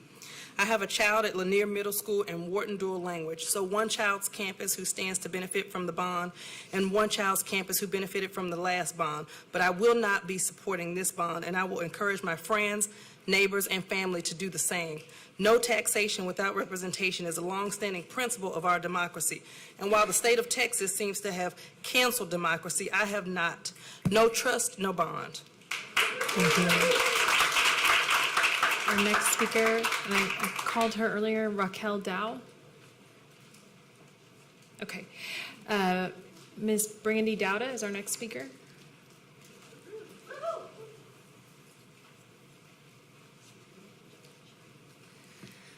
Good evening. I'm here to speak on the agenda as a concerned citizen. Mr. Miles, I'd warned you in May that we don't want you here, and we will fight you every step of the way. No trust, no bond. You want a $4.4 billion bond. What for? More adult spin bikes for elementary schools? You say the schools need repairs. I don't disagree. But can you explain why our schools look like they've been overtaken by a jungle when students are starting on Monday? No trust, no bond.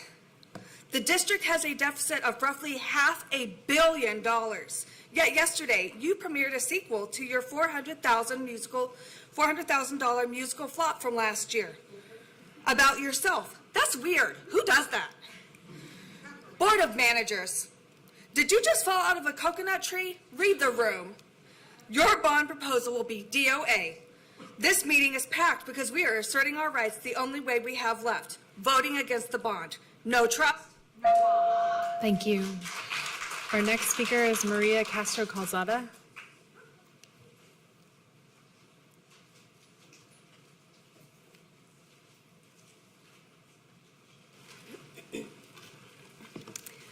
Good evening. My name is Maria Calzada, parent, PTO board member, chronic recurrent volunteer, many organizations, and a parent of 2 HISD students. I did not have time to prepare anything, so I was furiously writing because I have a job. I work a lot, and I am exhausted thinking about the fact that I'm going to have to do this again this year. I'm going to have to be vigilant, watching for what weird stuff is going to happen. I appreciate the board members here for volunteering. A lot of people on our board tried to be where you are now. God, I can't even imagine. Please continue to try to make some changes. Those of you that had a spine last year, please firm up. I don't know. No trust, no bond, no taxation without representation. It's not happening. Thank you.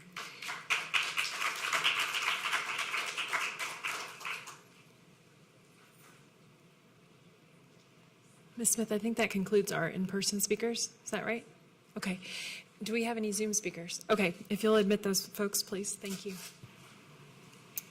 Claude Bittner, please turn your camera on so you can be seen. And you may begin. Hi, I'm Claude Bittner. I'm speaking on item 1 and also speaking on behalf of a non-NES elementary school teacher who is still afraid of retaliation. And I quote, "As a parent, employee, and alumnus of HISD, I'm saddened to see student creativity limited via timed slides, and they're not being allowed to use crayons and scissors for activities and projects.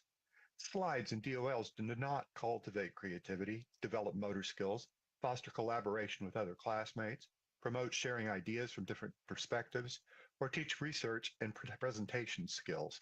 These are the very skills that companies will demand from well-rounded students who can communicate, adapt, work in teams, lead without hostility, and inspire creativity in others. These are our future employers, entrepreneurs, and creatives, all lost to the non-research-based, so-called NES model that places their futures in jeopardy. No trust, no bond." Thank you. Thank you, sir.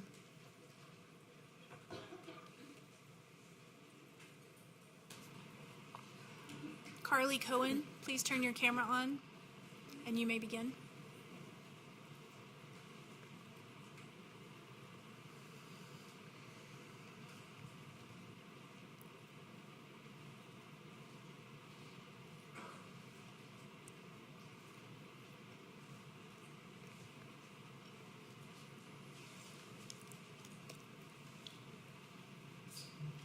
Melissa Yarborough, please turn your camera on and you may begin.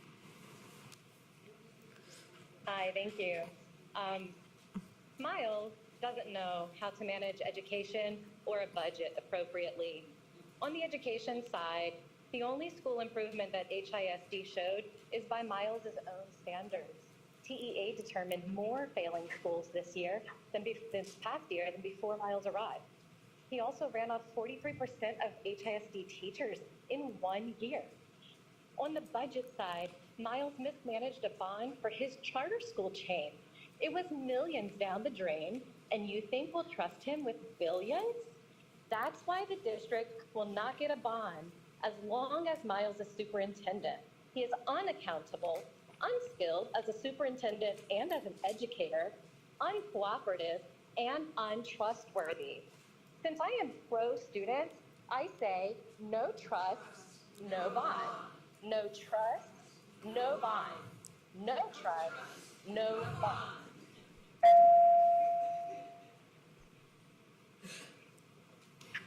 Carol Ann Shipp, please turn your camera on.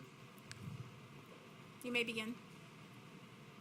My name is Carol Ann Shipp. I'm a retired HISD teacher of 38 years with 3 grandchildren in the district. Here to talk about the proposed bond issue. This summer, many campuses did not mowed in a timely fashion, hiring personnel. Parent volunteers had to step up to make campuses safe for students next week. Teachers had to clean their own classrooms before they could set them up. After Beryl, there were no wraparound specialists to help students and families get ready for the start of school. The board needs to ask hard questions about the administration's use of existing funds to manage daily tasks, especially those related to health, safety, and learning. If HISD cannot accomplish these tasks, why would we even consider voting for millions of dollars in bonds? Thank you. Thank you. Monica Roscoe, please turn your camera on. You may begin.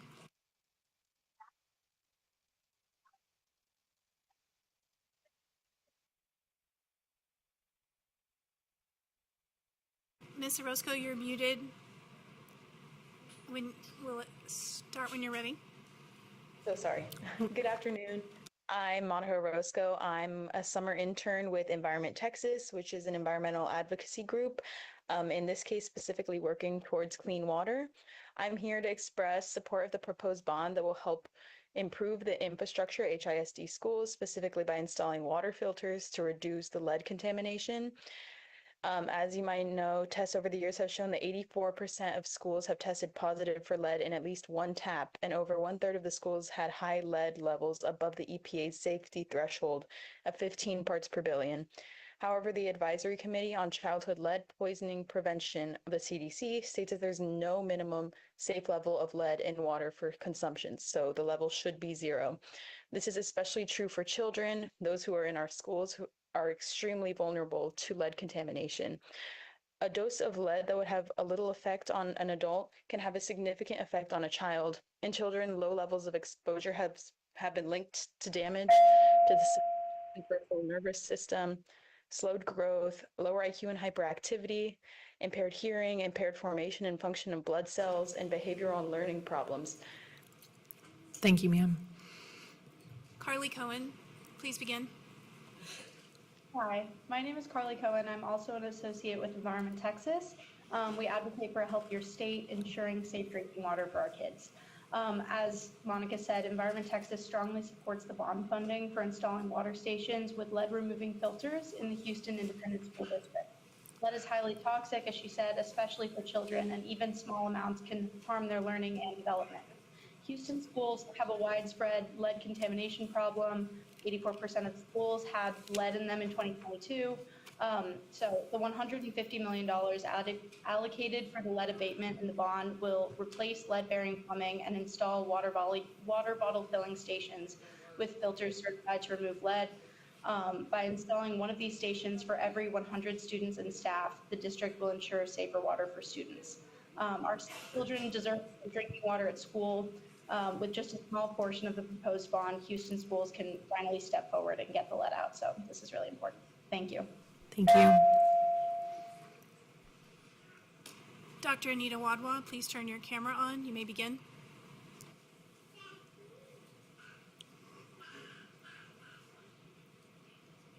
Good evening. I was not surprised, but also shocked at the same time when I read the headline from the Chronicle this week that HISD lost more teachers last month than it typically does in an entire year. I'm confused as to how we have people on a community advisory committee who all seem to be in agreement and in support of the bond. When I think of the phrase community advisory committee, we're going to have people who represent the community, a diversity of opinion, a diversity of thought. How could I, in good conscience, ever co-sign a bond for you to be stewards of $4.4 billion when you are implicitly in everything you do, consistently voting yes on everything he does, like Miles? And I don't know where you stand or what your philosophy is, but the worst that could happen is if you vote no, they will fire. Pamela Bovlin, please turn your camera on. You may begin. Thank you, ma'am. Hello, Pam Baldwin here, and I want to thank the Board of Managers and the Superintendent for making such a hostile environment that you have energized the community. You will not get this bond. You can hope to get this bond, but I guarantee you, you will not get this bond. There is no trust. There is no bond. You cannot go around and get rid of everybody, and now people.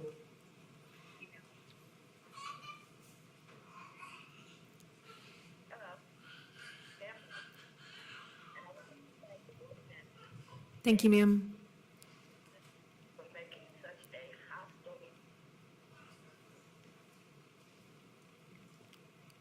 That concludes our Zoom speakers. Okay, that concludes our Zoom speakers.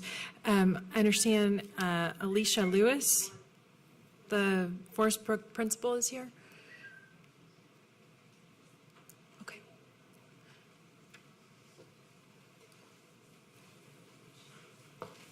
Good Yes, evening, ma'am. Good evening to Superintendent Miles and the board and community members. I am the very proud principal of Forest Brook Middle School. We are doing great things with our scholars, our staff, our parents, and our community members. However, we have challenges that we face every day with our building. Every time it rains, it comes in through the ceiling, the doors, the windows. Many of our rooms flood to the point that we have to relocate scholars into different learning spaces until the water is removed. Our HVAC system needs to be replaced. Our building is either freezing or hot. It is difficult to find a comfortable temperature with the antiquated system we currently have in place. As an instructional specialist and a campus leader, I have been to campuses in the north, the south, the east, and the west. And we do have some campuses that are beautiful and ready for scholars to learn. But the bond would allow us to have that for all of our scholars. All of our scholars. Thank you, Principal. Our next speaker is John Elman, or Elman.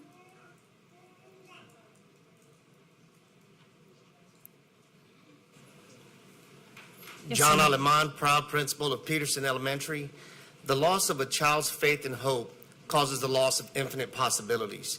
Peterson has made great strides academically in the most positive direction, yet being an outdoor campus and a facility which warrants so much repair, our children are constantly facing the elements such as the sweltering heat, the frigid cold, and the rising water from the rains as they walk from one class to the next, all which negatively impacts our attendance.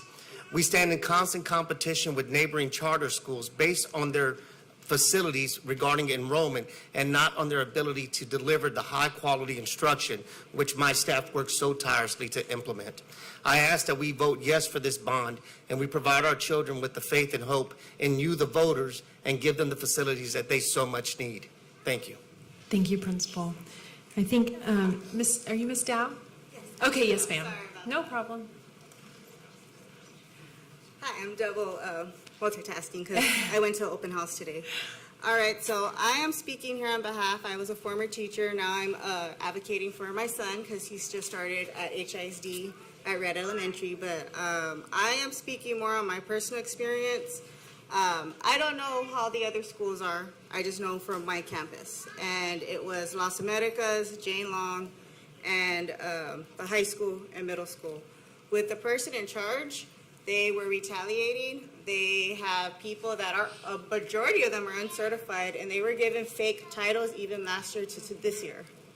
We're talking about budgets, but if you are trying to help these students, and I get it, you have this agenda or whatever that you're setting with your NES program. But if we're wasting money on people who are not certified, who have no experience, who actually like did unethical and probably federally illegal things, like choking a kid, grooming a child, and you still have them there. I've spoken about this several times. Laura Stout, the West Division Superintendent, knows about this. You're wasting a lot of money on lawsuits. You have to do better. Thank you, ma'am. Thank you. I believe that concludes our speakers, including the Zoom speakers, or do we have any more folks? Yes? Okay, very good. We appreciate all the speakers this evening. Thank you all for being with us.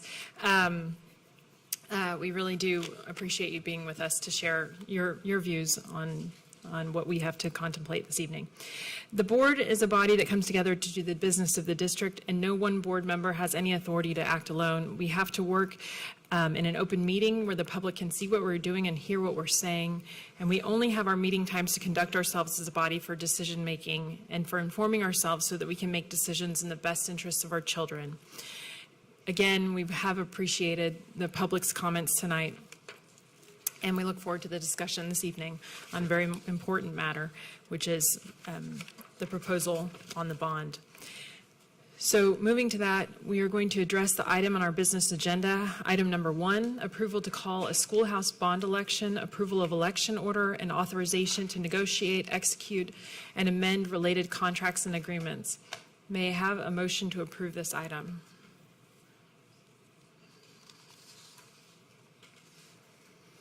I have a motion by Mr. Ravon and a second by Ms. Bandy. Is there any discussion on this matter? Any questions or comments by any of the board members? Yes, on the side. Yes, sir. Mr. Martinez? Unfortunately, I wasn't able to attend the last workshop, so thank you to the Community Advisory Committee. I know it's a lot of work. Thank you for, I think one of our board members said you have to work for us, right? And so you gave us all the information that was needed. I want to definitely appreciate Representative Coleman. I'll be quite honest with you, I had some questions about the co-locations, but he said something very specific in one of the workshops, and he said, we appreciate the decision to co-locate and not close our schools. I appreciated that. When we look at the co-locations, the majority of them are around 0.3 miles, which is, for some families, for actually still a lot of families, walking distance. I've met with community members. I was recently at 2 Sunrise Centers distributing school supplies. I asked the question, would you support a bond to improve your buildings? And the answer was yes. It was definitely yes across every single one of them. We have 2 of the co-locations, 2 of the schools that are proposed already co-located. There is a need for new buildings in our schools. More than 12 years since our last bond, 2007 for our middle schools and elementary schools. We need this bond. 2 things that I think are important for our community to note. Note is that we have a CCMR committee that's going to meet and work with the superintendent and the administration to develop our plan to figure out the best use of CTE centers. But I appreciated the administration in this aspect. I know there was a lot of questions from the CAC about CTE centers. Again, I wasn't here the last workshop, but it feels like to me like the administration went back and reached out to our partners or potential partners in HCC, St. Jack, Lone Star to determine what was the best decision moving forward. So I appreciate you, Superintendent, for doing that. And when we think about oversight, just like there was in the last bond, we will have an oversight committee. There's been a commitment to have a dashboard as well for our public to be able to track that. In addition to that, we have our board audit committee, which will oversee that aspect as well. So I think that's important. And you know, the interesting thing is we have a lot of kids today whose parents went to school in the same buildings. And for many of them, it's their same grandparents who went to their school in temporary buildings that have now been there for 40 years. Our buildings need, our schools need new buildings as well. We just need them across the district. And I'll make one statement if I can in Spanish. It's a summary of what I just said. Han pasado 12 años desde la última vez que el distrito escolar intentó solicitar bonos. En esos 12 años, algunos estudiantes hoy asisten a escuelas donde sus papás y sus abuelos asistían, en los mismos edificios. Nuestros hijos merecen un edificio donde no está goteando cuando llueve, merecen un edificio donde el edificio está fresco cuando está caliente afuera, cuando está frío afuera, cuando está caliente afuera, necesitan estar frescos adentro, y cuando esté frío, afuera, que al revés, al contrario. Necesitamos estos edificios para nuestros estudiantes. Nuestros hijos también merecen la oportunidad de beber agua donde no haya plomo. Merecen esos edificios. Es tiempo que nosotros apoyemos este bono para el próximo año. Thank you, Mr. Martinez. Anything else on this side? Mr. Yvonne? Ms. Mendoza? Mr. Campo? No? Any other comments by my fellow board members? All right. The question that we have presented to us is whether to put on the ballot for the voters to decide the bond. It's been moved and seconded, so with no further discussion by the board, let's vote.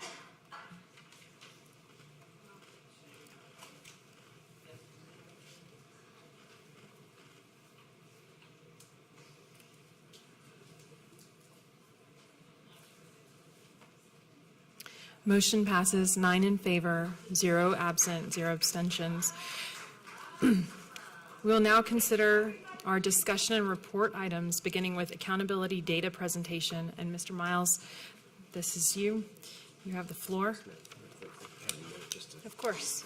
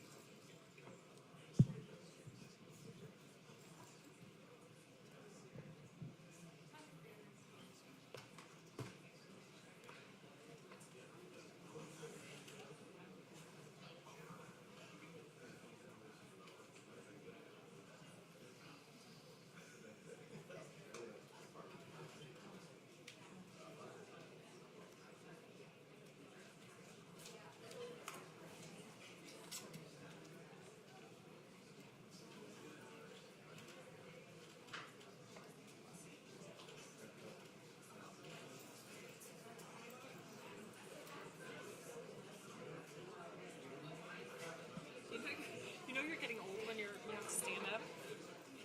No, when I have to stand up, I have to stand up and then like stretch my body. Testing.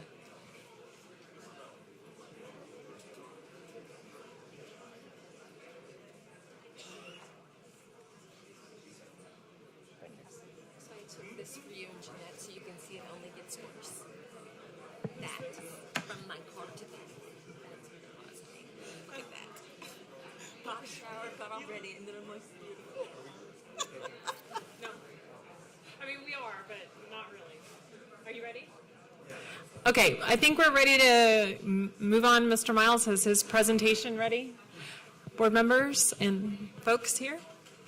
All right. Yes, sir. Please go ahead. Yes, ma'am. Tonight, I'm happy to spend a little bit more detail, give a little bit more detail about our accountability ratings. Some of this has been shared yesterday at the convocation and also with the media. And so some of it will be news that you already know. But I just want you to see that overall on state accountability, our students, our teachers, went from 121 D and F campuses last year to 41 this year, a drop of 80 schools.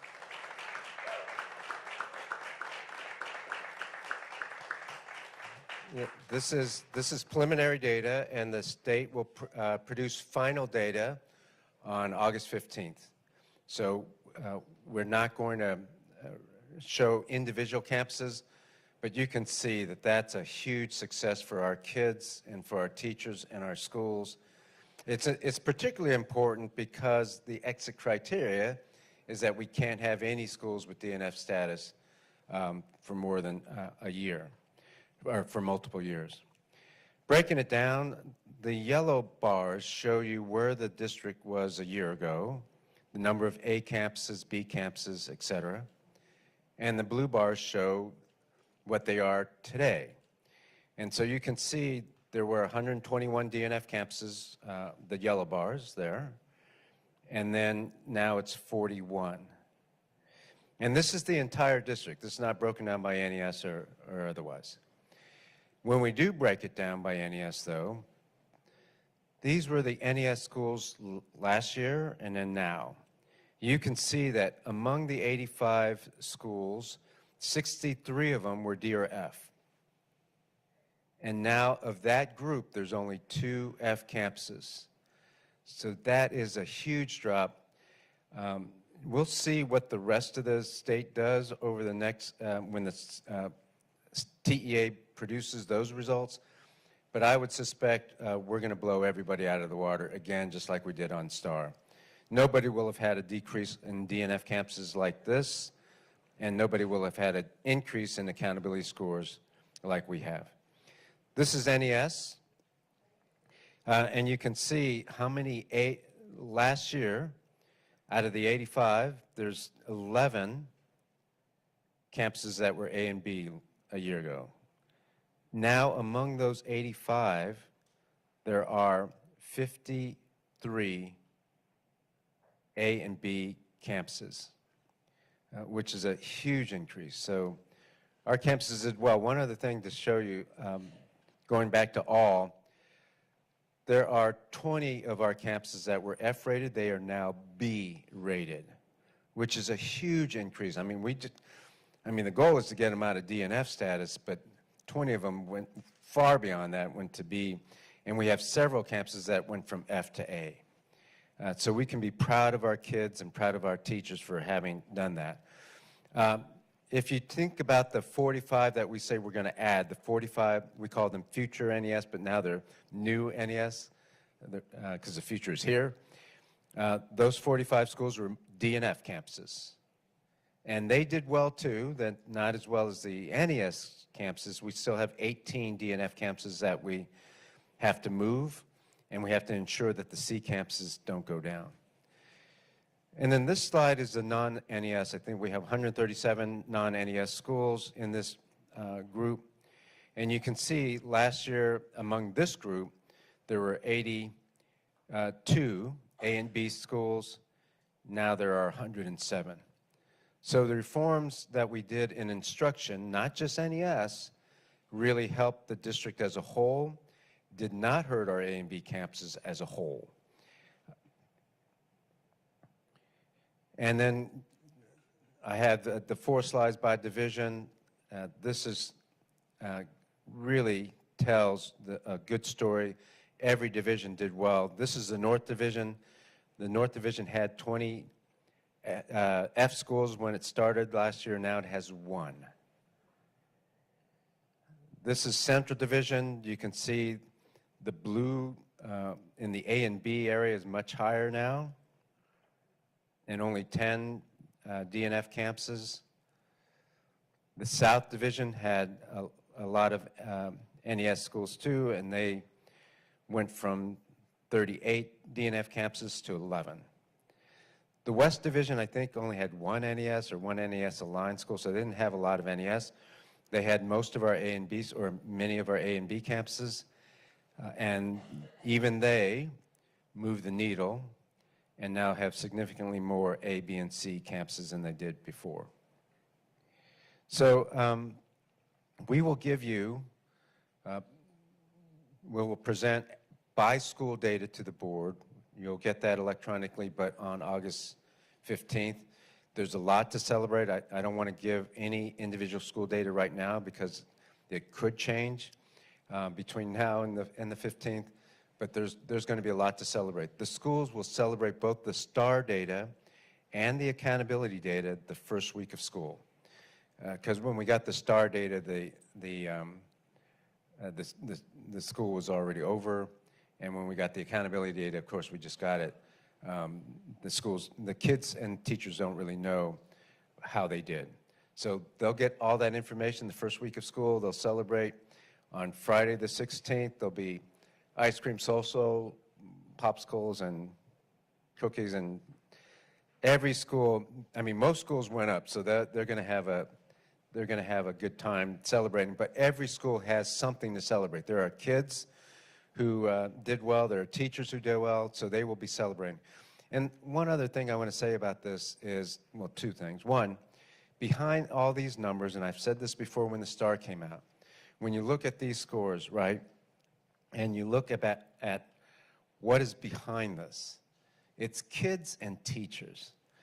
I mean, yes, you know, it's important to get out of intervention status, and so the numbers, you know, these letter grades matter in that sense. But the letter grades matter more to me and to the staff and to the teachers because it means more kids can read than they did before. Literacy has improved. Our kids are reading better. You may have seen the video at Convocation, or I think we sent those out earlier in the summer, the child that was so happy about his reading scores. I bet you that kid loves reading more now than he did a year ago, because he went from approaches and he's bragging, now I'm in masters. That's what that number means. That's what the letter grades mean. And let's keep that in mind so that we can celebrate our kids regardless of any other sense that you have of what we're doing. Our kids deserve that. They deserve the celebration, and our teachers deserve that as well. The other thing I would say is this. We have a long way to go. Whenever you have DNF campuses or C campuses, that means there's work to be done. Let's celebrate the good news, yes. At a district level, we know that it's just 1 year. We also know that there are kids that did not get what they need. They did not get the best education possible. So we've got work to do. And you're going to see us just as focused, just as intense around helping all kids, because all means all, in this district. So made a big chunk out of the DNF campuses, still got work to do. All right, Madam President, members of the board, that concludes my accountability report. Any questions? Any questions over here? I will say before we start questions, I really appreciate the presentation this evening and really appreciate all the staff and the teachers and the students of HISD who have made these scores possible. It took a lot of work for our teachers, I know, and for our students, and truly the students should be applauded for the gains that we've had and all of the staff. So thank you to everybody.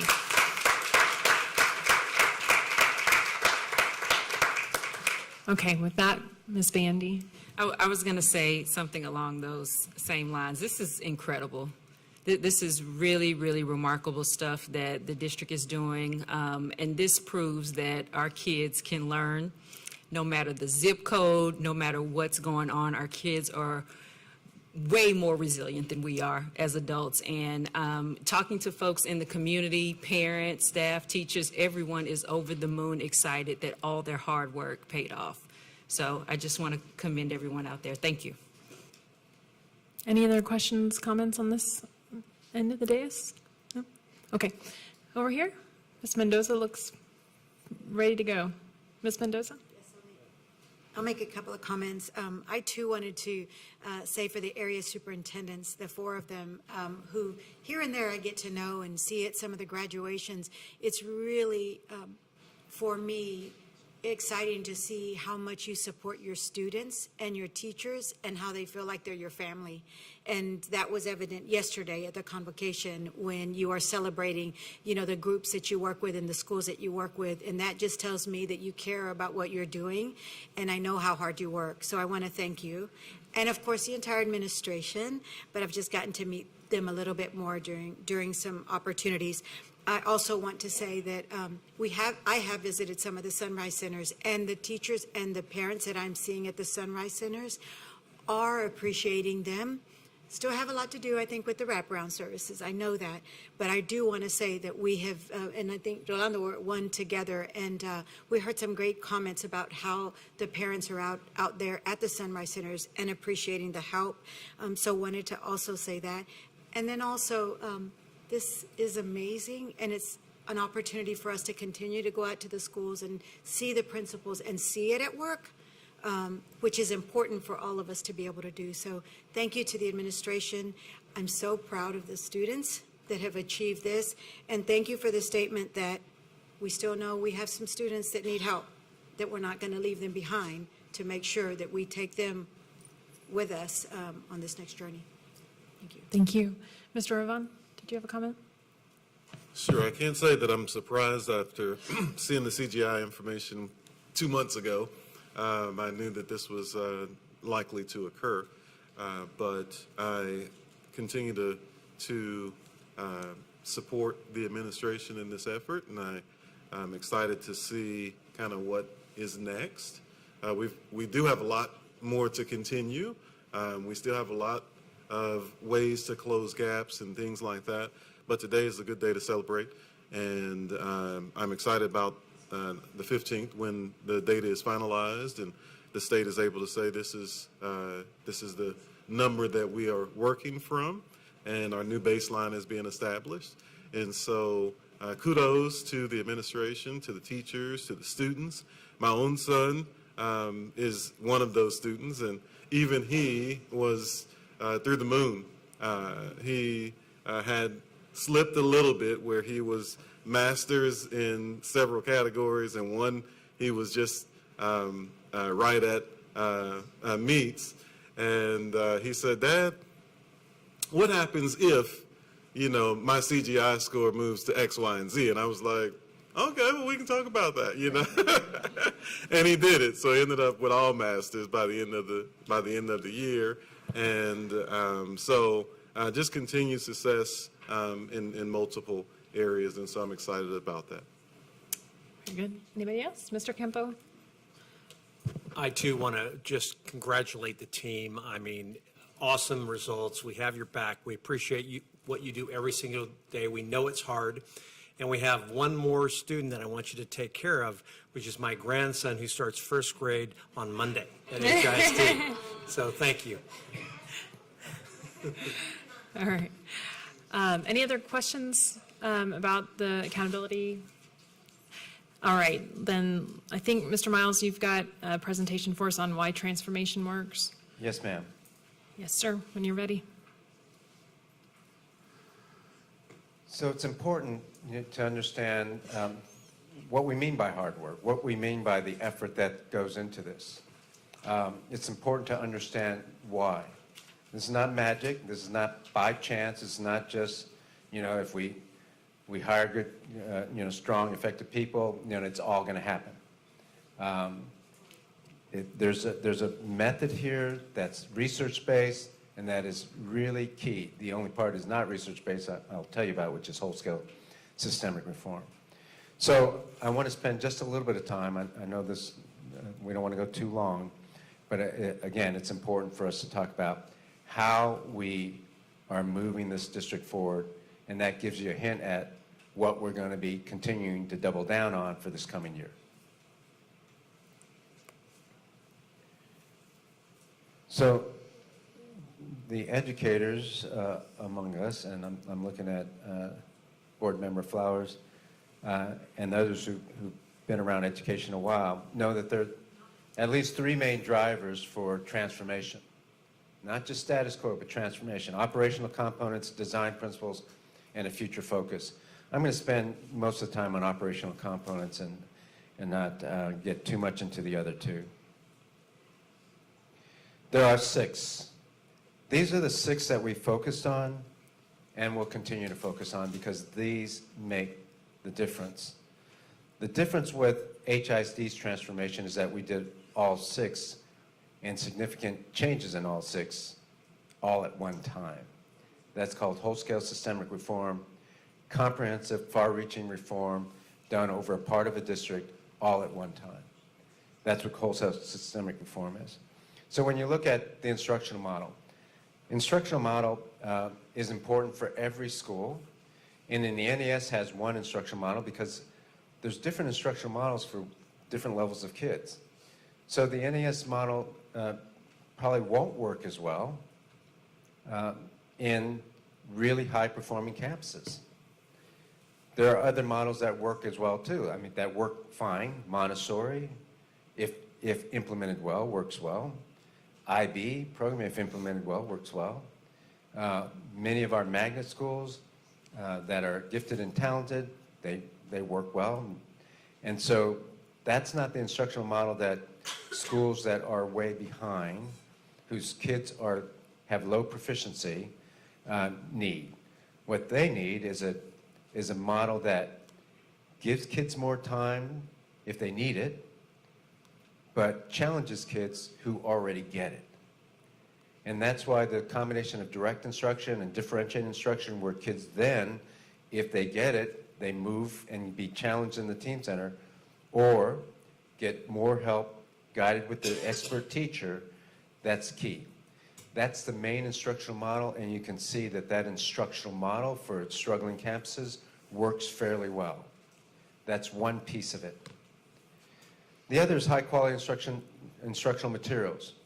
And we put a lot of time, effort, and energy into ensuring that all the campuses have high-quality instructional materials. For example, we offered and paid for Amplified, Eureka, Carnegie in many campuses that wanted to use that.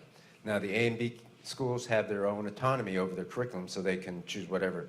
But many of them chose Amplified, Carnegie, and Eureka.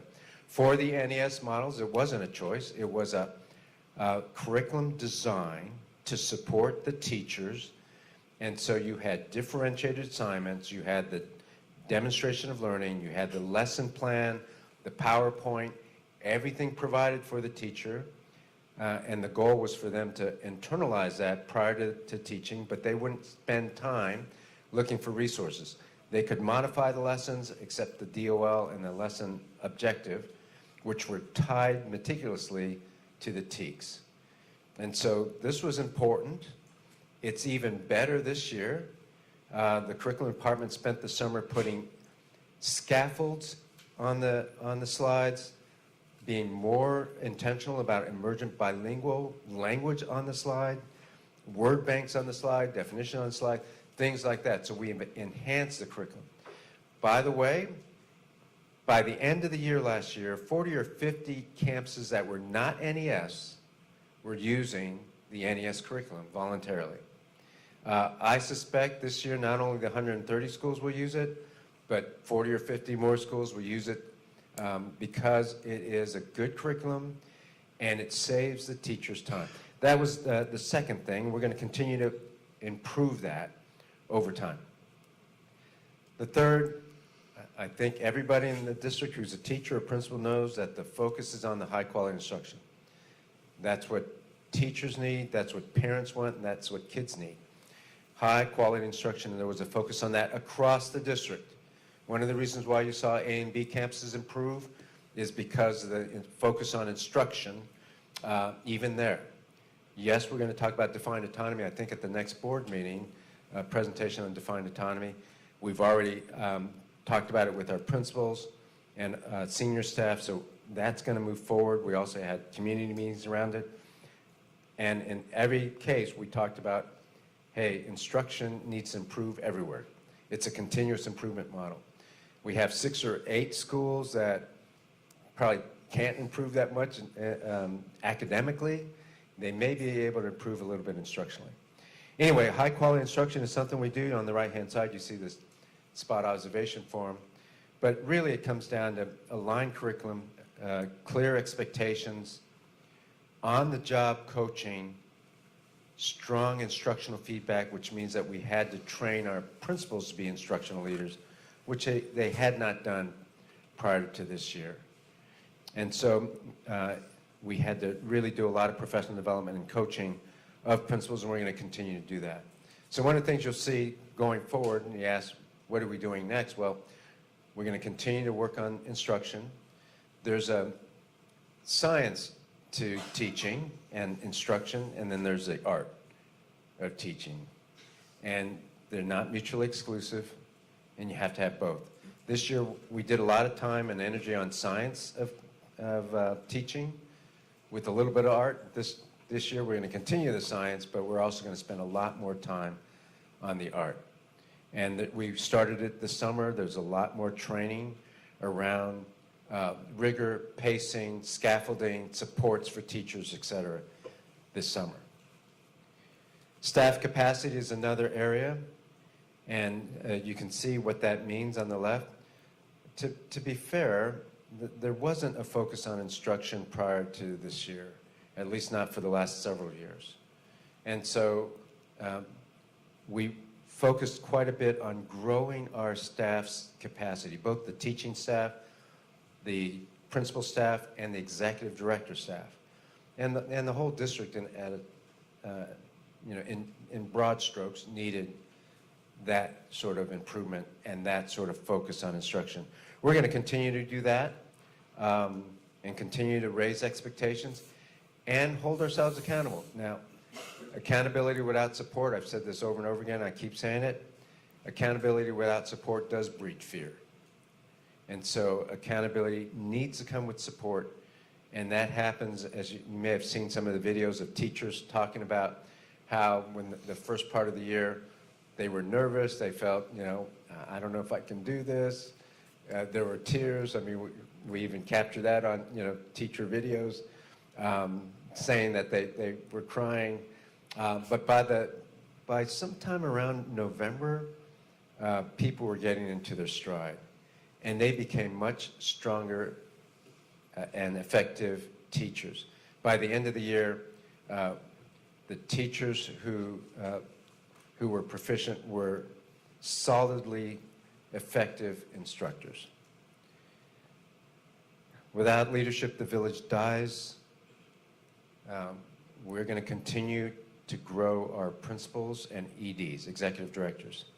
You may not know, last year and this year, we trained, including me, trained principals every month, mostly on instruction, face-to-face.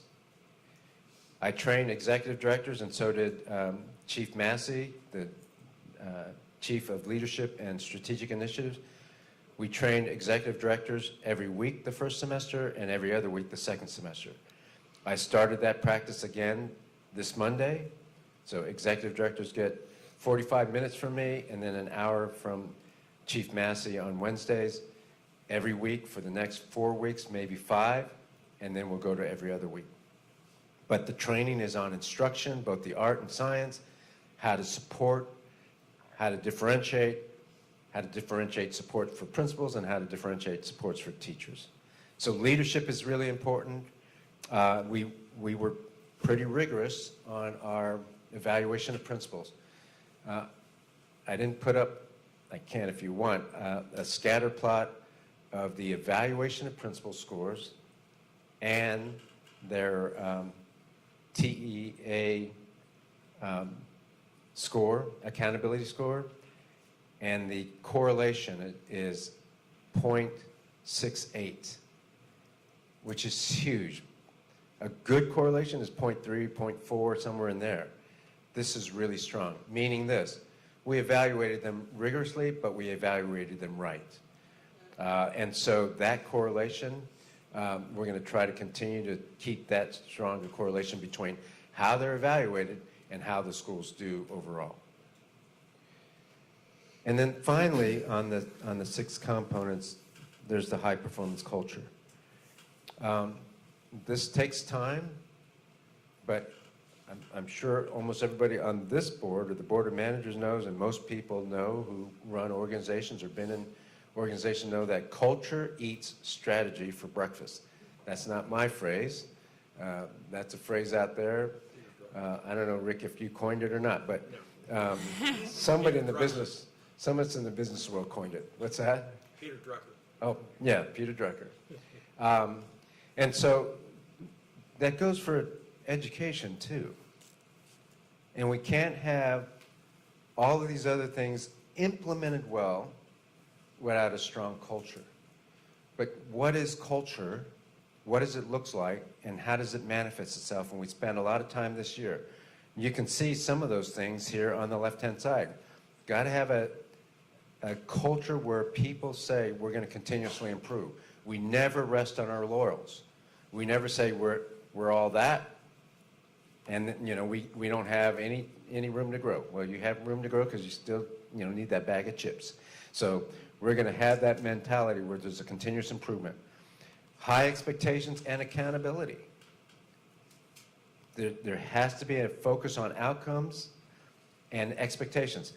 By the way, I like what Board Member Bandy said about the students rise to the level of expectation. They showed that. So, we don't lower expectations, we raise them when it comes to kids and teachers. Working with the sense of urgency, using data. One of the things that caused some angst for teachers, principals, and community members is that we started to use data to evaluate principals and teachers. And by the way, we also use that to evaluate cabinet members. And you're going to use data to evaluate me. So we started to use data throughout the system, and that has caused angst because, the data is the data, not solely, right? We had achievement data, yes. We have instructional feedback data, yes. We have domain 4 professional data, yes. And other anecdotal or pinpoint data that we can use to evaluate. And so that has caused angst, but we're going to create that culture where people understand that data is an important part of any evaluation.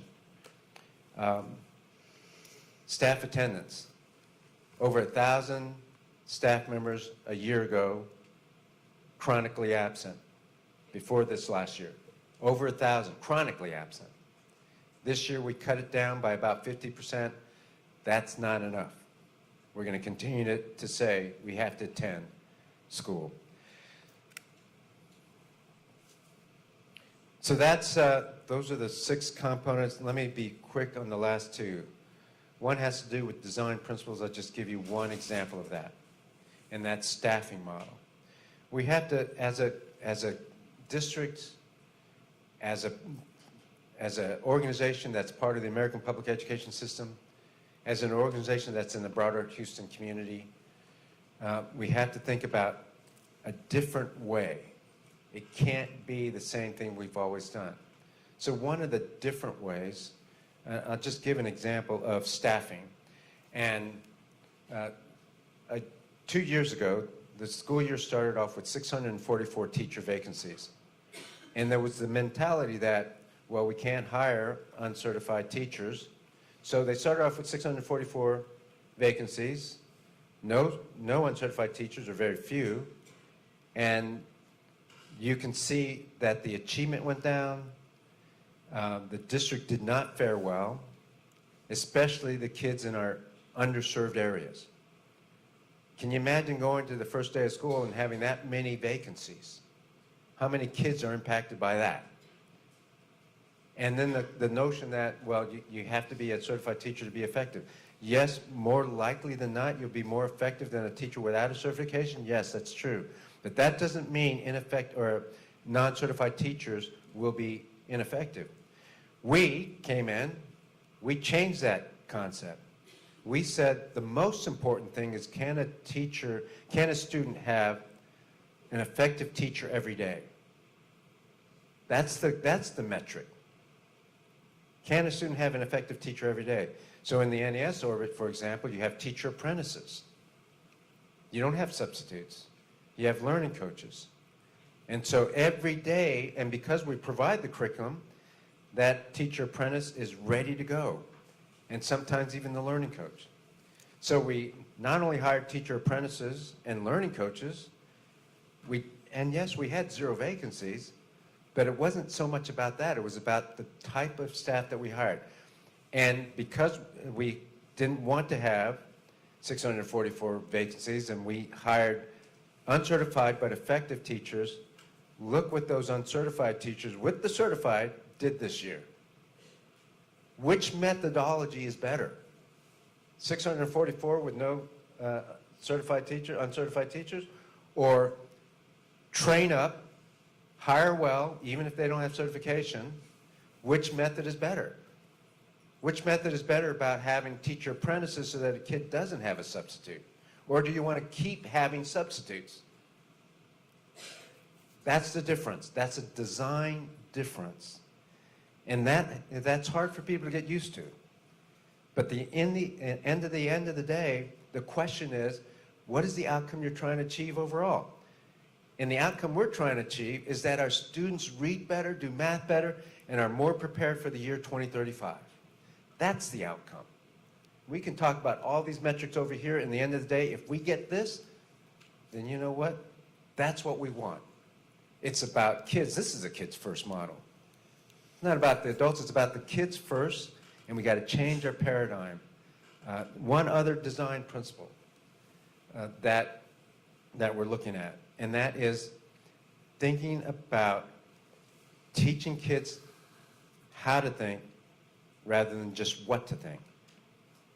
Please don't hear that we don't want reading, writing, math, science. We do. That is the focus, especially the STAR exam. But on top of that, we have to have programs of study that help kids with artificial intelligence. We have to have programs of study that take advantage of high-skilled jobs. We have to have critical thinking taught, information literacy taught, problem-solving taught. And so that's another design principle that we're using here. And last is future focus. If you don't tie your actions to a likely future, then any path forward will do. Effective districts, effective superintendents, effective boards think about what's coming down the pike, not just what we've done in the past. And what's coming down the pike is a changing world and workplace. So yes, the system we put in place has to do reading, writing, math, science, yes. But it also has to prepare kids for a different world and workplace. That's why you see us having an AI elective in every high school. We don't have to do that, but the future requires us to. An elective for all high school students. That's why we're having workshops for teachers on how to use AI in the workplace, their own workplace, in teaching.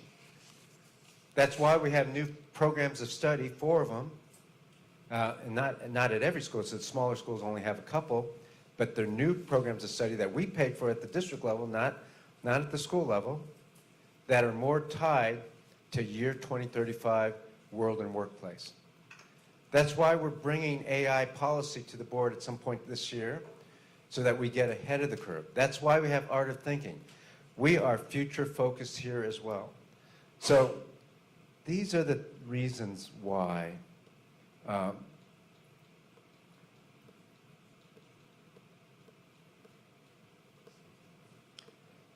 this is why transformation works. This is why it's not a surprise that we had gains. Now, even I'm surprised at the level of gain that we got. But it's not a surprise that we got gains, and it won't be a surprise at the end of this second year when we're down to single digits of DNF. That's the goal. So that we can, at some point, turn the district over to an elected board, which is our charge. But also, while we're doing that, we set the system that is necessary for continued progress. We design a culture that people understand is a continuous improvement model. And we build an instructional model and advocates for that instructional model that will be hard to turn back. Who has the first question? Anybody on my left? Anybody? No? This side? Anybody? Any questions, comments? Oh, Ms. Lindner? Thank you. Great presentation. I think that our community can't hear it enough. because I think that there are elements to this that you touched on as you presented around how it's really hard to get your head around this. So I appreciate hearing this because it's something that, you know, I take back to people that I talk to and have questions and concerns about these changes. And one thing I didn't hear that I add when I talk to folks is that I expect the professionals that are teaching our children, my children, to exhibit the same types of behaviors that we expect out of our adults in the workplace.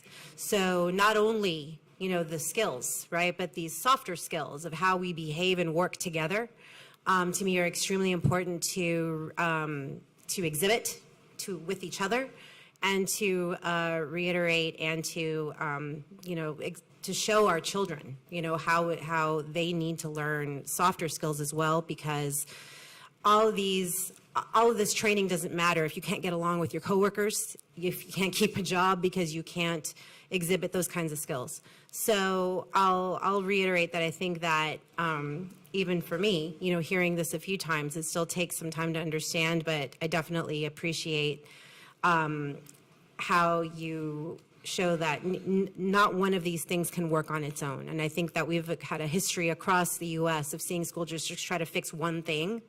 And so all of this leads to things like the increasing teacher pay that we want to see, these other, you know, very specific outcomes, but those are not sustainable if we don't have these elements in place. So thank you for, you know, reminding us and tying it to the great outcomes that we've seen. And I, you know, appreciate and see the professionalism in your administration and in the teams and teachers that we are really excited about what's possible. And so I look forward to seeing more of that. Thank you. Thank you. Thank you. Thank you, ma'am. Thanks for reinforcing that you have it exactly right. And just so you know, we have 23 chiefs and deputy chiefs, and all 23 are coming back next year. Very good. Mr. Campo, I think, had a comment. Just a quick observation. So I generally, just because of my background, approach things from a business perspective. And if this was not an educational model, this would be a perfect model for any business. Very simple. It's all about quality. It's all about training. It's all about capacity. It's all about culture. It's all about leadership and stuff like that, right? And to me, the most amazing part is the results that we're getting today. Very preliminary, obviously. We've got another year. We still have a lot of wood to chop. But the challenge that urban school districts, including ours, have is that it's really hard to put this in place because of the adult politics. Period, end of story. In a business, you can say, I'm going to do this, and if you're not on board, you don't need to be on board, right? If you don't want to be part of our equation, that's fine. Here, we have all the other noise that creates the challenge of implementing wholesale systemic change or reform because of the adult politics. And that's sad, unfortunately, because we're never going to get away from that, and we just have to figure out how to prove to everyone, and this is a community issue broadly, that this model actually does work and it doesn't disenfranchise people. As a matter of fact, I think that you mentioned to me the other day that 5,500 of our teachers are making $84,000 on average, correct? It's about 5,100 teachers are making $84,000 on average. The other 5,500 are making $70,600 on average, which is higher than anywhere. Combined total weighted average is $77,400, I believe. And what was it before? $68,300 or so. Okay. It's a $9,000 increase. I challenged the media yesterday again. Nobody wants to report that, or not that they don't want to, they haven't reported that sort of increase in 1 year. Talk about respect for teachers. We need everybody else talks about raising teacher salaries. And because we need to do that in the country. We should. Yeah. But very few have really done that And 84 is not enough, but we're starting to get to be a living wage. 77 is not enough, but it's starting to be a living wage and a professional wage. We're going to continue to focus on that, but at least in 1 year, talk about trying to support teachers. The average salary is $9,000 more than a year ago. Bravo. Yep. All right. Thank you, Mr. Superintendent. Anything else for you? No, ma'am. Okay. With no further business this evening, this meeting is adjourned at 7:35 p.m. Thank you. No closed session. Good job. Great job.